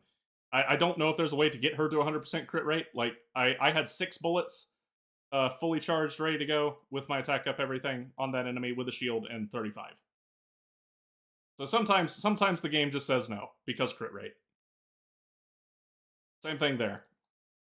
But yeah, that's Navia. I'm really enjoying playing her. In my own world level, she is very good at deleting low defense mobs because all of her damage is in this one big kaboom.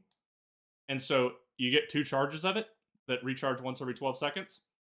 And so if you see like a pack of slimes and a hilichurl, 2 of those hilichurls are dead.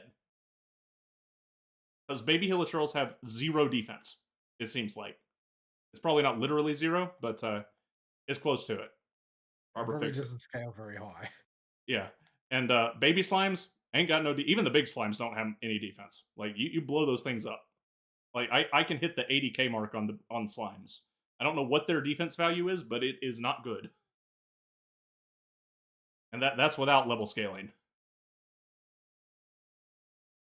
But like these Fatui agents, in my world, the 6 of them will be critting for 25, which is good, really good. But it's not the redonkulous numbers that you're seeing me do right now.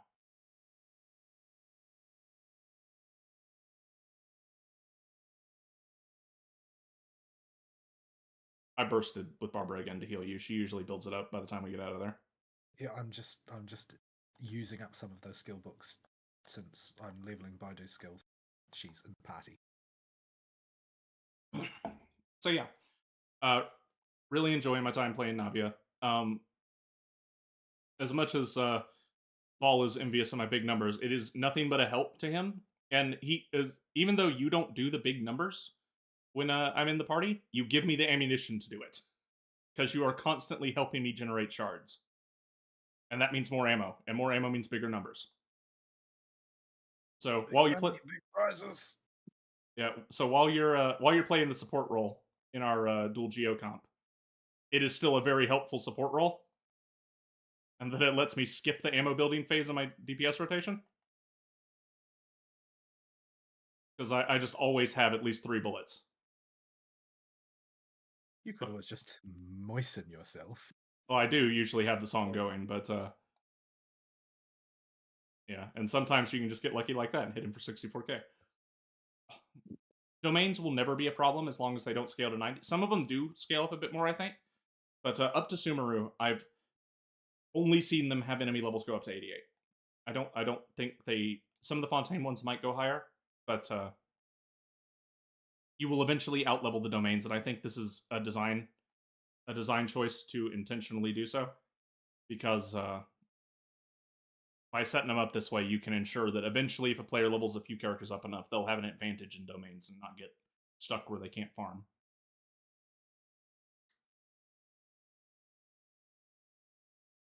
I'm not getting any of them purple books. Nope. I saw the fabled double perk book on a non condensed resin pool once. It was a miracle. So yeah, I talked about Navia and exploring Fontaine. So Inazuma. The side quests in Inazuma are a significant step up and on the average pretty good, except for the time-gated ones. There are 3 time-gated quest lines in Inazuma that are heavily time-gated, and I hate it. But all of the other side quests were actually really good. Or at least passable. I was fairly certain I shot that the wrong way, but apparently it counted.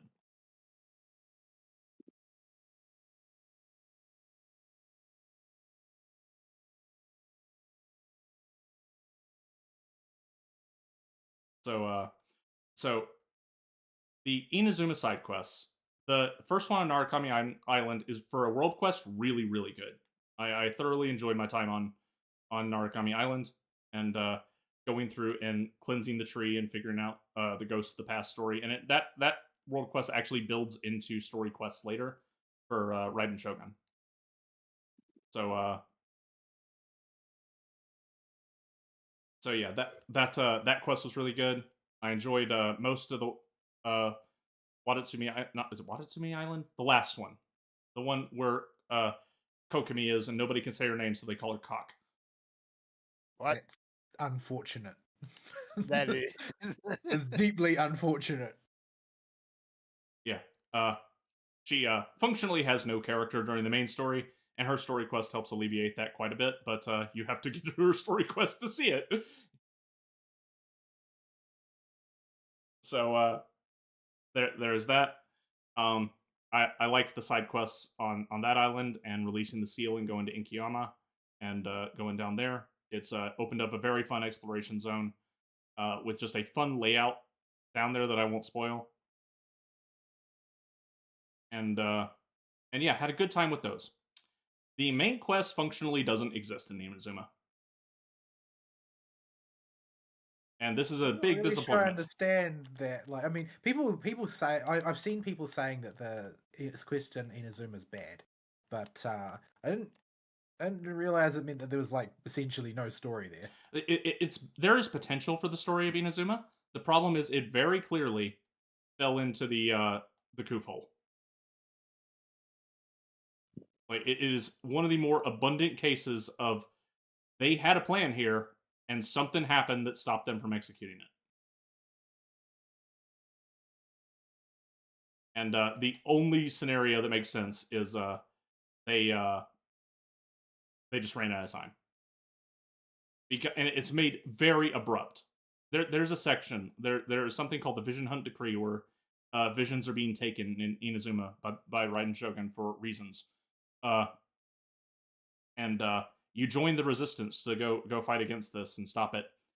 And in a section where you're very clearly supposed to hang out with the resistance troops and get to know everybody and learn these characters and attach to them, there is a black screen cutaway that says you spent several weeks with the resistance. Okay. Just presumably sweeping the floor and cleaning the toilets. you get promoted to commander of a spec ops unit, and then they literally just black screen you and said you did commander things for 2 weeks. You commanded. Kind of been particularly interesting commando things then. Yeah, they try to make it work with a Fatui subplot going on that they'll probably build on later. But it is very clear there was story there they just didn't have time to implement. And yeah, it suffers from lightning fast pacing after you get through the checkpoint. Because when you get to Inazuma, it seems like it's going to be fairly normally paced. You meet Toma, who's kind of a meme character in the community because of his gameplay, but he's interesting enough. He's not the best character.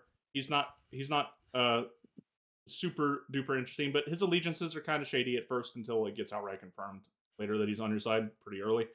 And it's looking like it could set up something interesting with him. And then it just doesn't go anywhere with it. And you get shuffled off to the next few islands, and the main story, if you just followed the main story through Inazuma, you would be moving at lightning speed. Now, this is not good for the main story of Inazuma. However, the gameplay of Inazuma is so far the most fun I've had in a zone I've completed in the game. Like, Inazuma is just fun. There is a ton to do there. What number was that? It was a large one, but I didn't see it. It looked like about 100,000. Yeah, I must have hit him with everything. Yeah, now I'm doing 900 to him because I'm out of ammo and out of shots.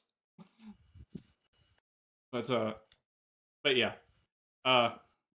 that's Oh, I forgot to burst with Barbara. I forgot that's the thing I'm doing. But yes, that's why I had to go back to the statue and try and bleed some energy out of it. I'll Barbara you when you get out. I have to be standing next to you.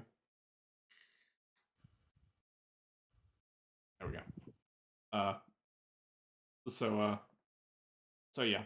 The gameplay in Inazuma compensates for this. The islands have gimmicks that are interesting. And the first one doesn't have a gimmick. It just introduces you to the basic mechanics of Inazuma, which is the Spider-Man tethers. And these are fun once you get used to the controls for them. They're a little weird at first, but the second it clicks with you, which does not take very long at all, they're a ton of fun to use.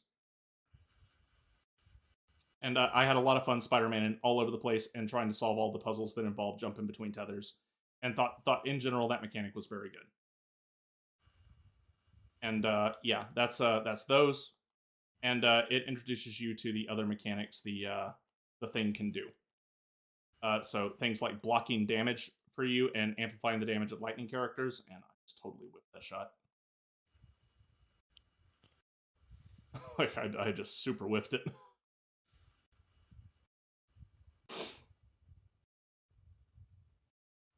But using it to get close to lightning areas and stuff, that's all a lot of fun. The next island is like a lot of the mechanics in the world involve the island will be very hostile to you past a certain point, and you need to do something on the perimeter of that very hostile area to make the area inside it safer or completely safe.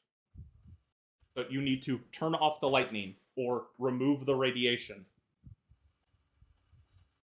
And this the radiation one takes multiple days, but the lightning one you can do back to back to back, which is a lot of fun.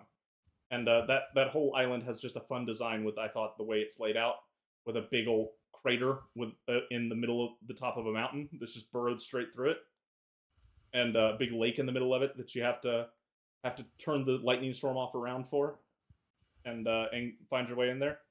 It's that island was a lot of fun, and the last island just doesn't have any special gimmicks to it. It's just more of using the basic mechanics of Inazuma and all the puzzles you've got accustomed to into its logical conclusion with their hardest variants, which is just a ton of fun.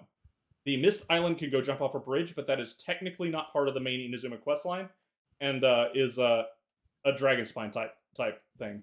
And once you get the quests done, it's fine to explore, but until you do, there's mist everywhere. And turning it off involves venturing into the dangerous portion of the island. and that it is just very obnoxious. Do not explore that place until you've cleared it. But unfortunately, the thing that Vol's going to need to kill is there, so he's going to have to get to it, unlock it, do the first day's quest up to a point where he can kind of see on the island, and then book it for the southern statue of the Seven, because thankfully that one area of the island is never covered in fog. Yeah, But a you lot. said it's like the worst one. Yeah, it is the worst island, but you just have to sit through the Worst boss too. Oh yeah, the boss gave me the most trouble. He just ate me for lunch. Now, I did not have a Geo character at the time, and it's heavily implied you need Geo characters to mitigate some of the damage of those Rift Hound type enemies. Oh, I need a burst, don't I? Barber, fix it.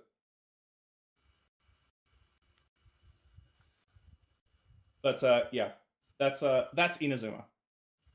I enjoyed my time playing through Inazuma, minus the Misty Island, and the rest of but the main story really just drug Inazuma down.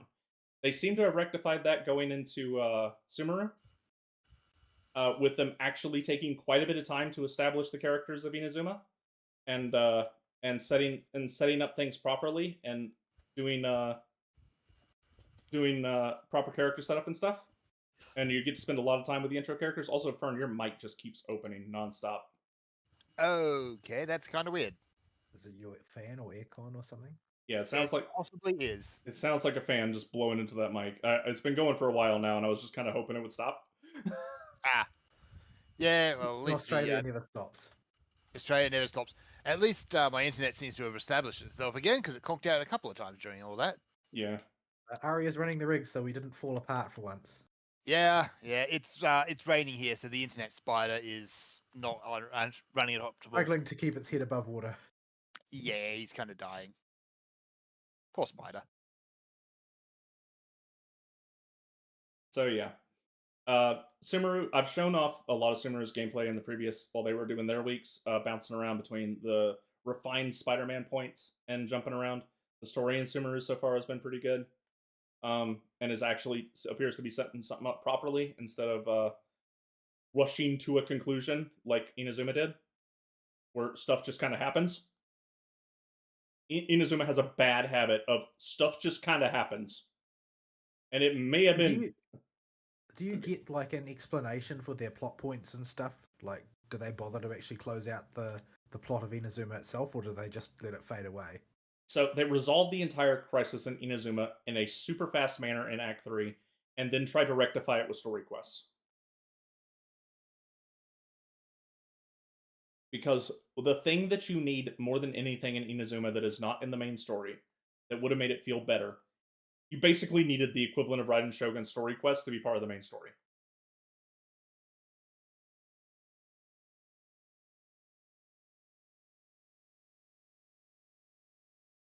And yeah, because they're not, you don't get to know Raiden Shogun as a villain.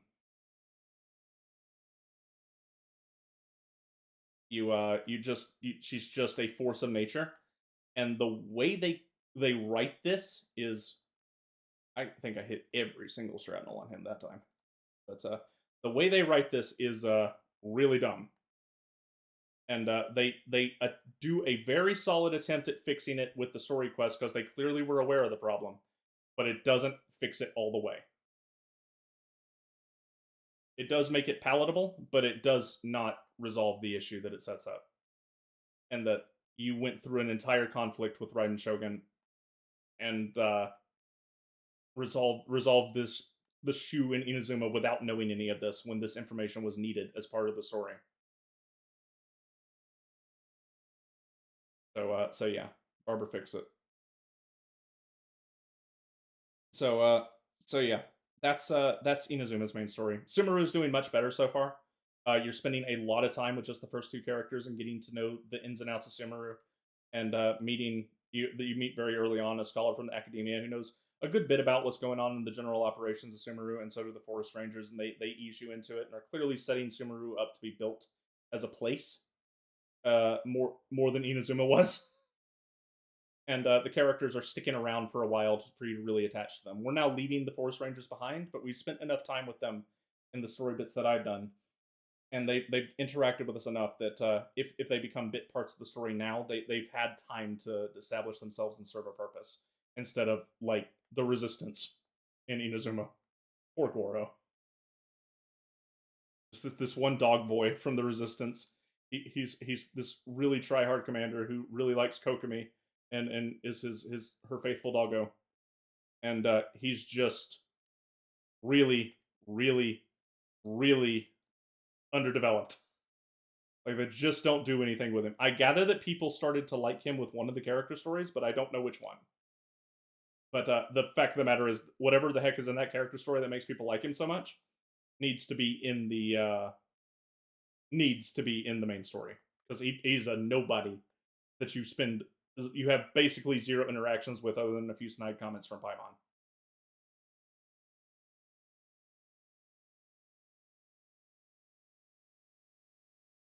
Oh.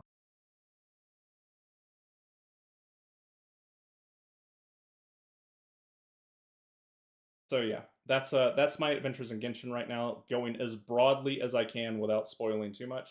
So Inazuma's final review: gameplay mostly good, barring the extra island at the south, and even that's fine after you remove the mist. But that takes four real life days to do. But Sumeru better and Fontaine good too. Yeah, and it's the future is looking brighter and brighter as time goes on. But yeah, at least Inazuma starts off strong. Narukami Island, the starting island, is very good. So its first and its last island, canonically for its story, are the ones that are the best.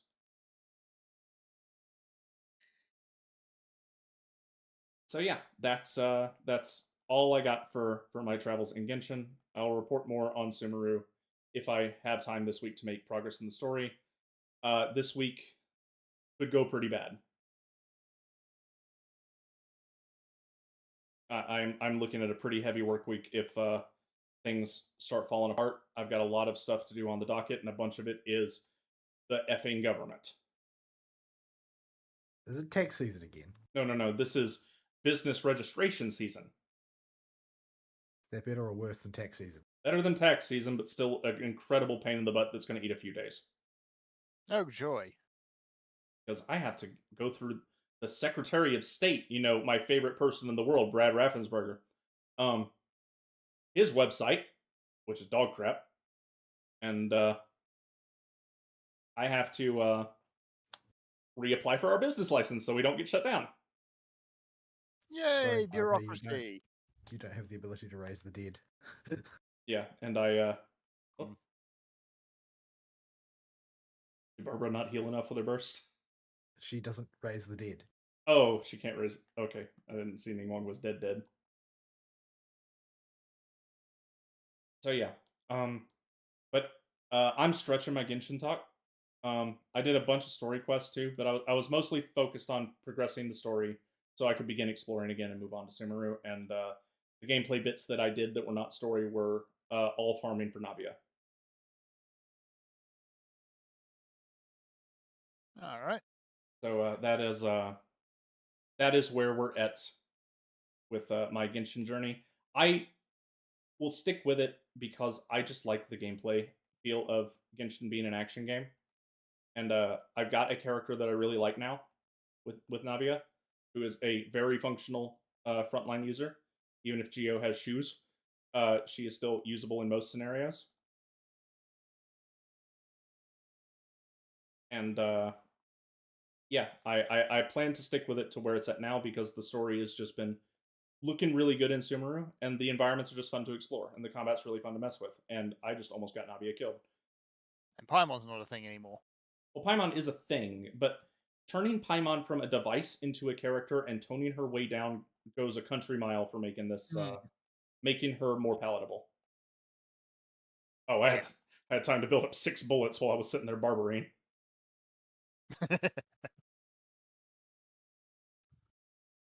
Just casual 2K non-crit.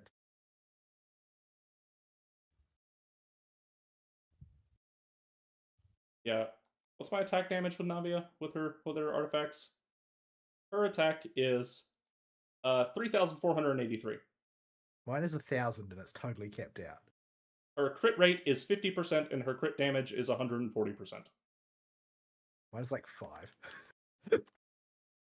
Yeah, I got 2 of my artifacts that I was going to use were just total crap for her and for anybody. They rolled 14% defense.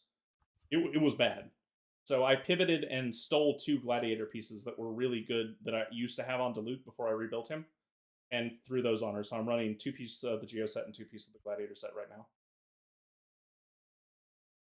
And that worked out. That's recommended for all drivers. I just don't use it because I don't have 2 pieces of gladiator. It's as simple as that. Yeah. Because the only gladiator that dropped for me are HP pieces and some occasional defense piece. Yeah. I'm aware of these. It's not farmable. It's just a huge pain in the butt. Yeah. So extent. Man. What do we need to once the reset happens? You need your that's right. You need what you call it? Weapon upgrade materials for Ningguang's new weapon.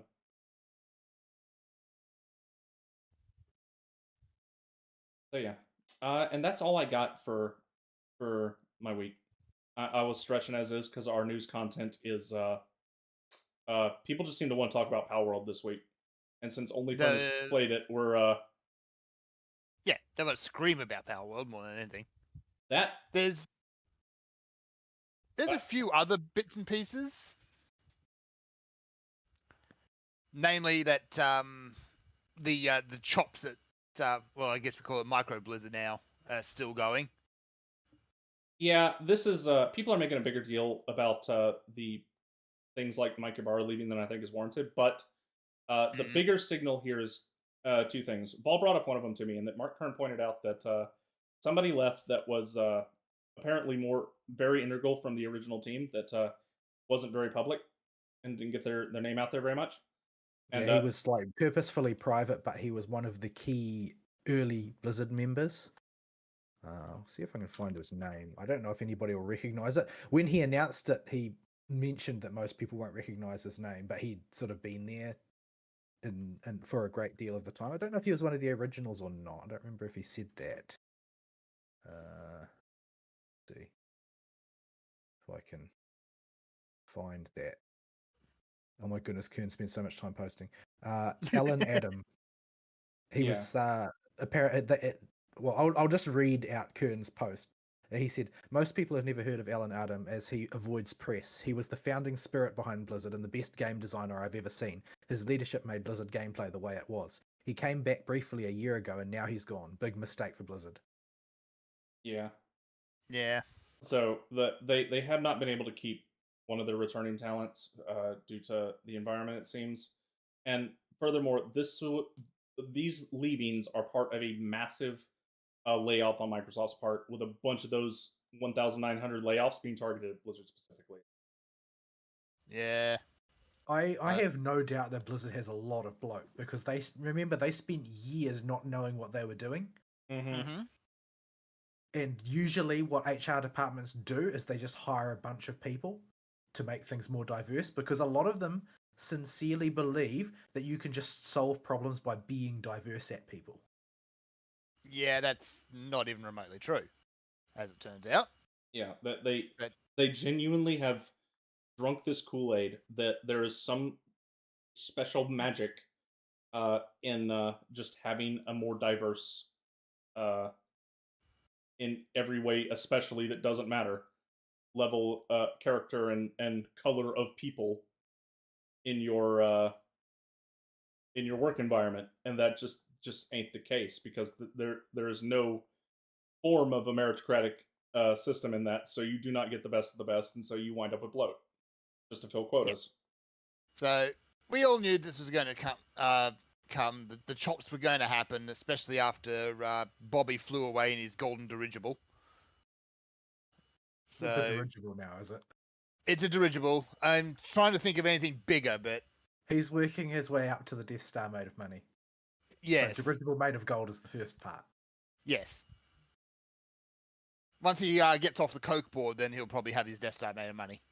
Oh man, when my dad said he saw Bobby Kotick in a meeting one time when he was still actively working at main Coke offices, I was like, man, I really wish you'd have punched him. I think a lot of people wish he did. But he's gone now. He's not part of Blizzard anymore, and it's all part of Microsoft. So we shall see. But cutting the bloat was going to happen. It always does when these sorts of mergers happen. Oh, 11 bows. I missed the ones on my ankles. Are we approaching Asbelt levels here? As this is now, I think Asbelt has 14 belts, so Navia does not outbow him in terms of his belts. Bovia is getting close then. She's not quite there, but she's getting close. Needs more bows. More bows.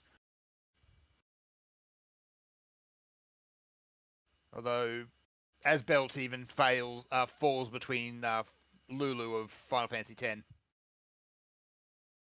Yeah.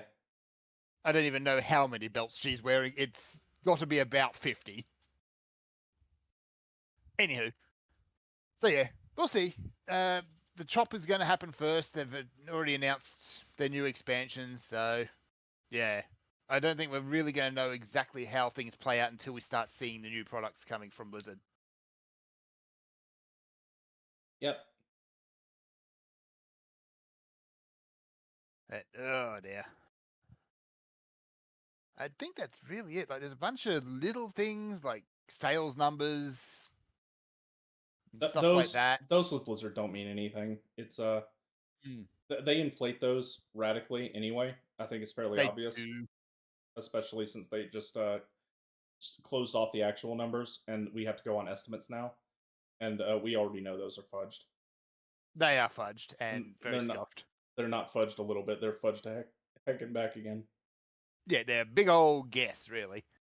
Oh, there was one more mistake I made this week. Oh dear. When my car battery died, I needed to get up at way too early o'clock in the morning to change it, but was too tired to do any story content. So I dove into fishing. Oh no. Why do you do this? You never learn. No, I don't. Because if there's fish in game, they must be fished. So I'm doing fishing on the screen, stealing Vol's fish. I'm a fish. I still haven't worked out how to fish anything because I guess I don't have the bait for anything. Nothing seems to want to bite ever anyway. Yeah, you need to get into Inazuma number 1, and you need to number 2 get into obnoxious fishing spot. Wait, there's a physical damage set? Meme.jpg? Yeah. There's a physical damage set in that, yes, it is technically there, and you could consider it, but there is one character who might consider using it for one build that she can do. What? Why is this an option?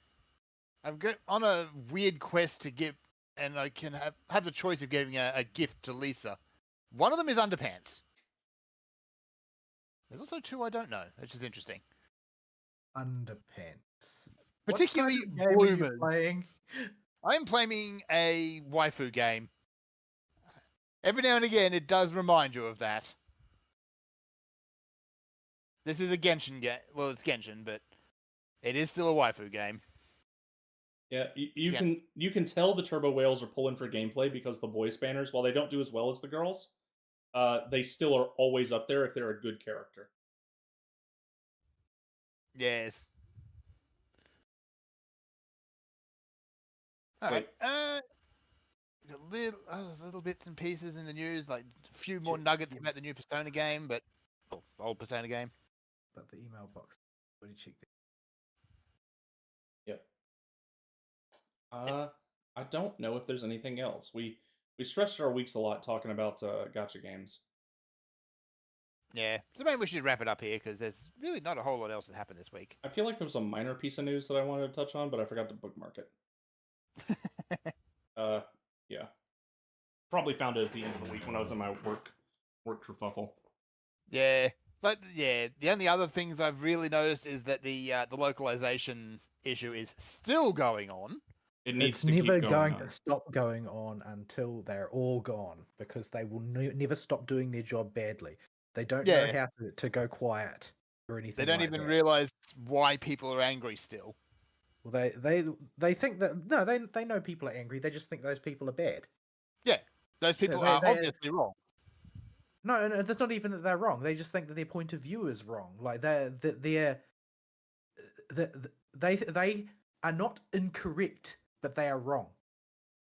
Like Yes, they do not think that their opponents are lying about what they're saying. They just believe that doing what they do to a translation is both morally good and commercially good, and that just if you just wait, the world will change in such a way that it will be the only option. Maybe it's just the ones I've looked at for these localizers, but my read has been a little different, in that they all are stuck in this just corrosive mindset of believing that they are artistes and what they are doing is what gives them some kind of writing chops, and they just believe they Oh, haven't. that's their underlying motivation for being in the business to begin with, is that they all think they're writers. Yeah. They're not. They're not writers. If they were writers, they would be successful writers, but they're they not would be writers. writing. That's why they don't work in that business. It's not that they genuinely believe that they are good at writing, that so much as they have nothing but resentment for the fact that their writing is not valued the way they believe it should be. And this is all just part lashing out that's associated with that. They are creating scars on other people's work because their own work is not acknowledged. Yeah. Mm. Well, basically because they're not capable of producing anything worth a damn. Yeah. But yeah, that's all still going. Yeah, and it needs to continue going, because this is a shoe that's been a problem for a long time, and until the hand is forced, it will not be addressed. Yeah, this is the longest it actually has gone ever. In the past, it's like it's been a burr up and then that's it. Well, we've seen a couple kerfuffles around some specific games, but because of the Japanese people's reaction to the everything going on, and the actual content producers, the ones that make the content we're enjoying that's being translated or localized, I've noticed that this one will have a bit more sticking power, and it really needs to turn out some kind of result that makes change. Yeah, I think that eventually it will. It's just a matter of like, will it be enough to make a real long-term difference, or is it just going to get sort of temporarily suppressed and then they'll worm their way back in as soon as people's attention is off of it again? Yeah, this is why Just what often happens. this is why robots and in-house translators are looking like a viable solution to making this problem get fixed, or at least have it adequately addressed. Because the thing is that the people that work in that industry now are parasites that have evolved to fit that niche. They know the right people and they move in the right circles to get those particular jobs where they can do this damage to other people's work. They're perfectly adapted for that ecological niche. And so even if you turf all of the ones in there that are currently out, those creatures that are still adapted for that niche are going to recolonize it as soon as you stop turfing them out. So displacing them entirely with a different species is the only way to get rid of them for good. Yeah. There needs to be something more competitive than them to prevent them from recolonizing. Yep. The nature of localization is such that the vast majority of end users both are not and cannot be aware of the damage that is being done to the work itself. It is not their job to translate. That's why they buy the localized version. So they won't know what is going wrong. There is no way for there to be a market whistleblower on this that's going to be able to function at a large scale. So you can't rely on market forces to control this. Things would not have gotten to where they were if market forces could control this. Yeah, this is something that needs to have, because of the nature of it not being able to be realized by the customers until it's too late, and the damage has already been done. You have to have it happen internally. and have it happen by specifically by the people that are sending their stuff out to be localized. Because Unfortunately, as things currently stand, the Japanese as a culture are actually proud of that culture. They don't they don't loathe it the way so many in the West loathe their own culture. So they are going to defend it to a greater or lesser extent. And as a xenophobic nation, they deeply resent the West's attempts to intervene in their culture in any case. So that explains why there's been such a a vicious whiplash reaction to this from the Japanese market, because the idea of this is like something of theirs has been appropriated and violated by these Western interlopers, and they aren't going to stand for it. Yeah. So this is true cultural appropriation. This is what it looks like. This is actually what it is. Yes. But Bushiroad's kind of like the foundations now with AI making localization in-house affordable. I think you're going to start seeing it a lot more. Yeah, the robots are only going to get better. The need for human intervention will even decrease as time goes on. We're not there yet. You still will need a human proofreader. It'll probably be a good 5-10 years before we're there. But eventually, you can just delete the localization industry completely. Well, I mean, the danger with that is that person will eventually be a functionary, right? They're not going to be the project director.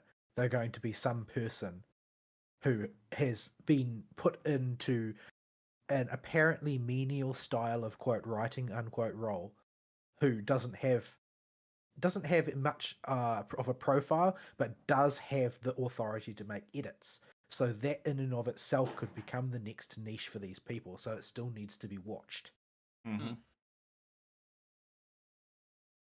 So, yep, that's still going, and we'll keep tabs on that.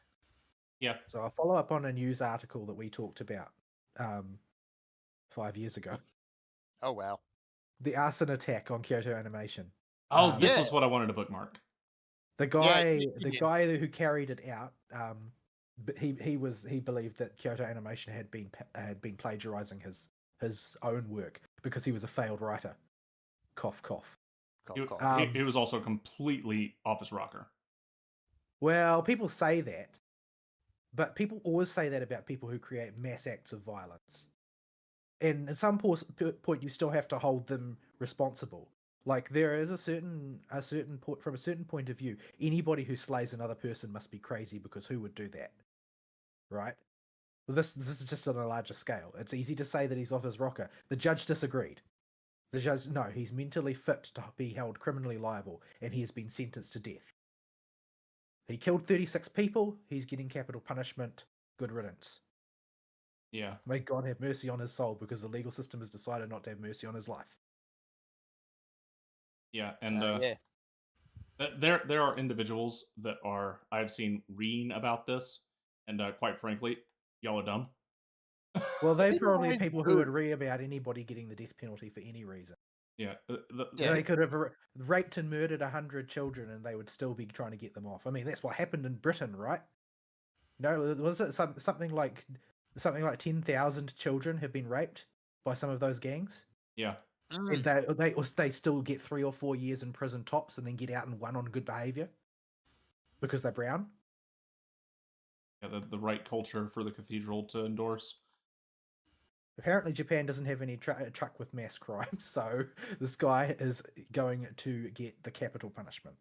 Yeah, and the death penalty in cases like this serves a very, very clear purpose as a deterrent. Like, the fact that there's a chance that if you get caught, you will lose your life and will not be stuck in prison or something. There's something intrinsically special about the death penalty itself that makes people go, maybe I don't want to go shoot a whole bunch of people or burn down a building or something, because if the legal system might actually kill me, that makes things a bit scarier. I mean, I don't really think about things in terms of deterrent theory. Like, I don't believe in rehabilitative theory. I don't believe in deterrent theory either. I think that it is just for a society to terminate someone who has created a grave violation against that society. Like, that is part of the function of the judicial system, is to ensure that there is a balance. Like, as far as mortal justice goes, there has to be some kind of restitution. If you murder 36 people, the only thing that you have to offer up is your life. And so you should offer it up. It's as simple as that. In order for the scales to be balanced in the mortal world as it is, there has to be justice. You have to carry out the greatest extent of justice that is reasonably possible. And when you commit an act like that, there is no amount of prison that is going to be equivalent to what you did.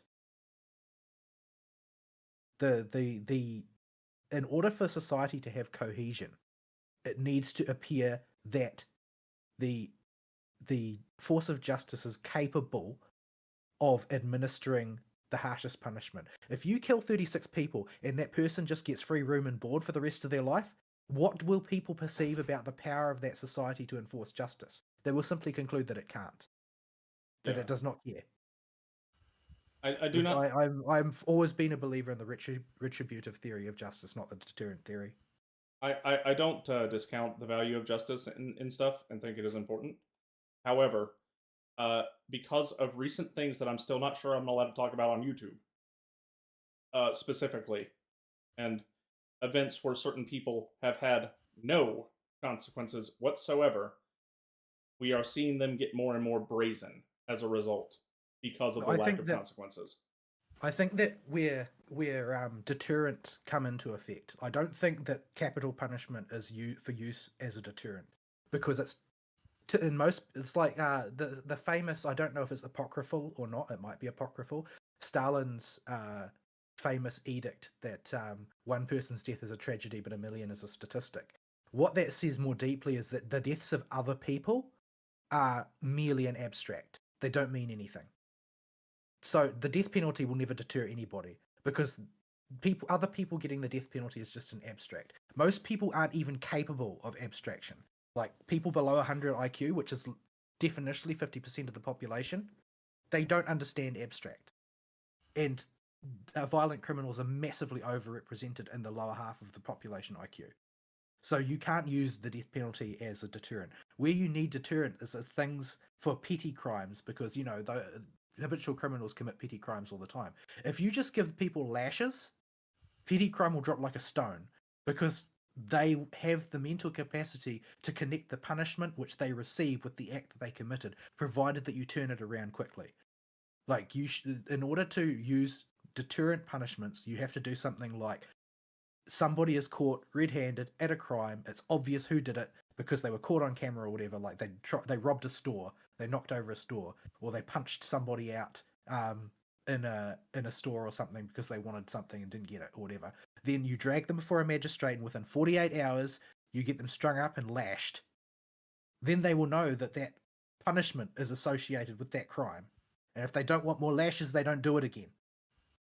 But if the punishment is merely an abstraction, or is temporally separated by a huge amount of time from the act that they committed, they will form no mental association.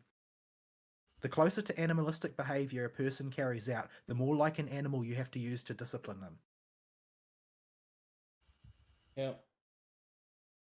But yeah, I am glad to see some justice for the Kyoto Annie people. It was a very real tragedy what happened there, and even as Westerners, we did lose a lot of valuable creators and their creations as well. Their stuff was burned too, even though that's not as important as the human life that was lost.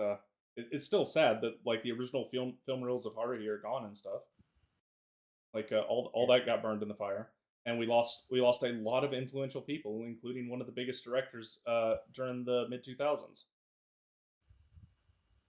And yeah, it is a good thing that there is at least some justice for that.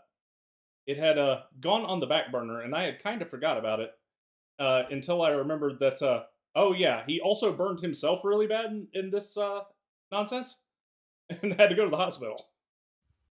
Yeah, I mean, he probably went in there willing to die, because that's what a lot of Japanese criminals do. It's part of their culture. In what way would the death penalty be a deterrent in a culture like that? He was intending to die probably from the beginning. But yeah, he's now in prison. Well, not prison. I assume he's in prison waiting death row, and the people like Kyoto Annie can rest a bit easier. But yeah, I don't want to get too hung up on it. But I did want to bookmark it and just forgot this week that it existed because it got lost in the end of week shuffle.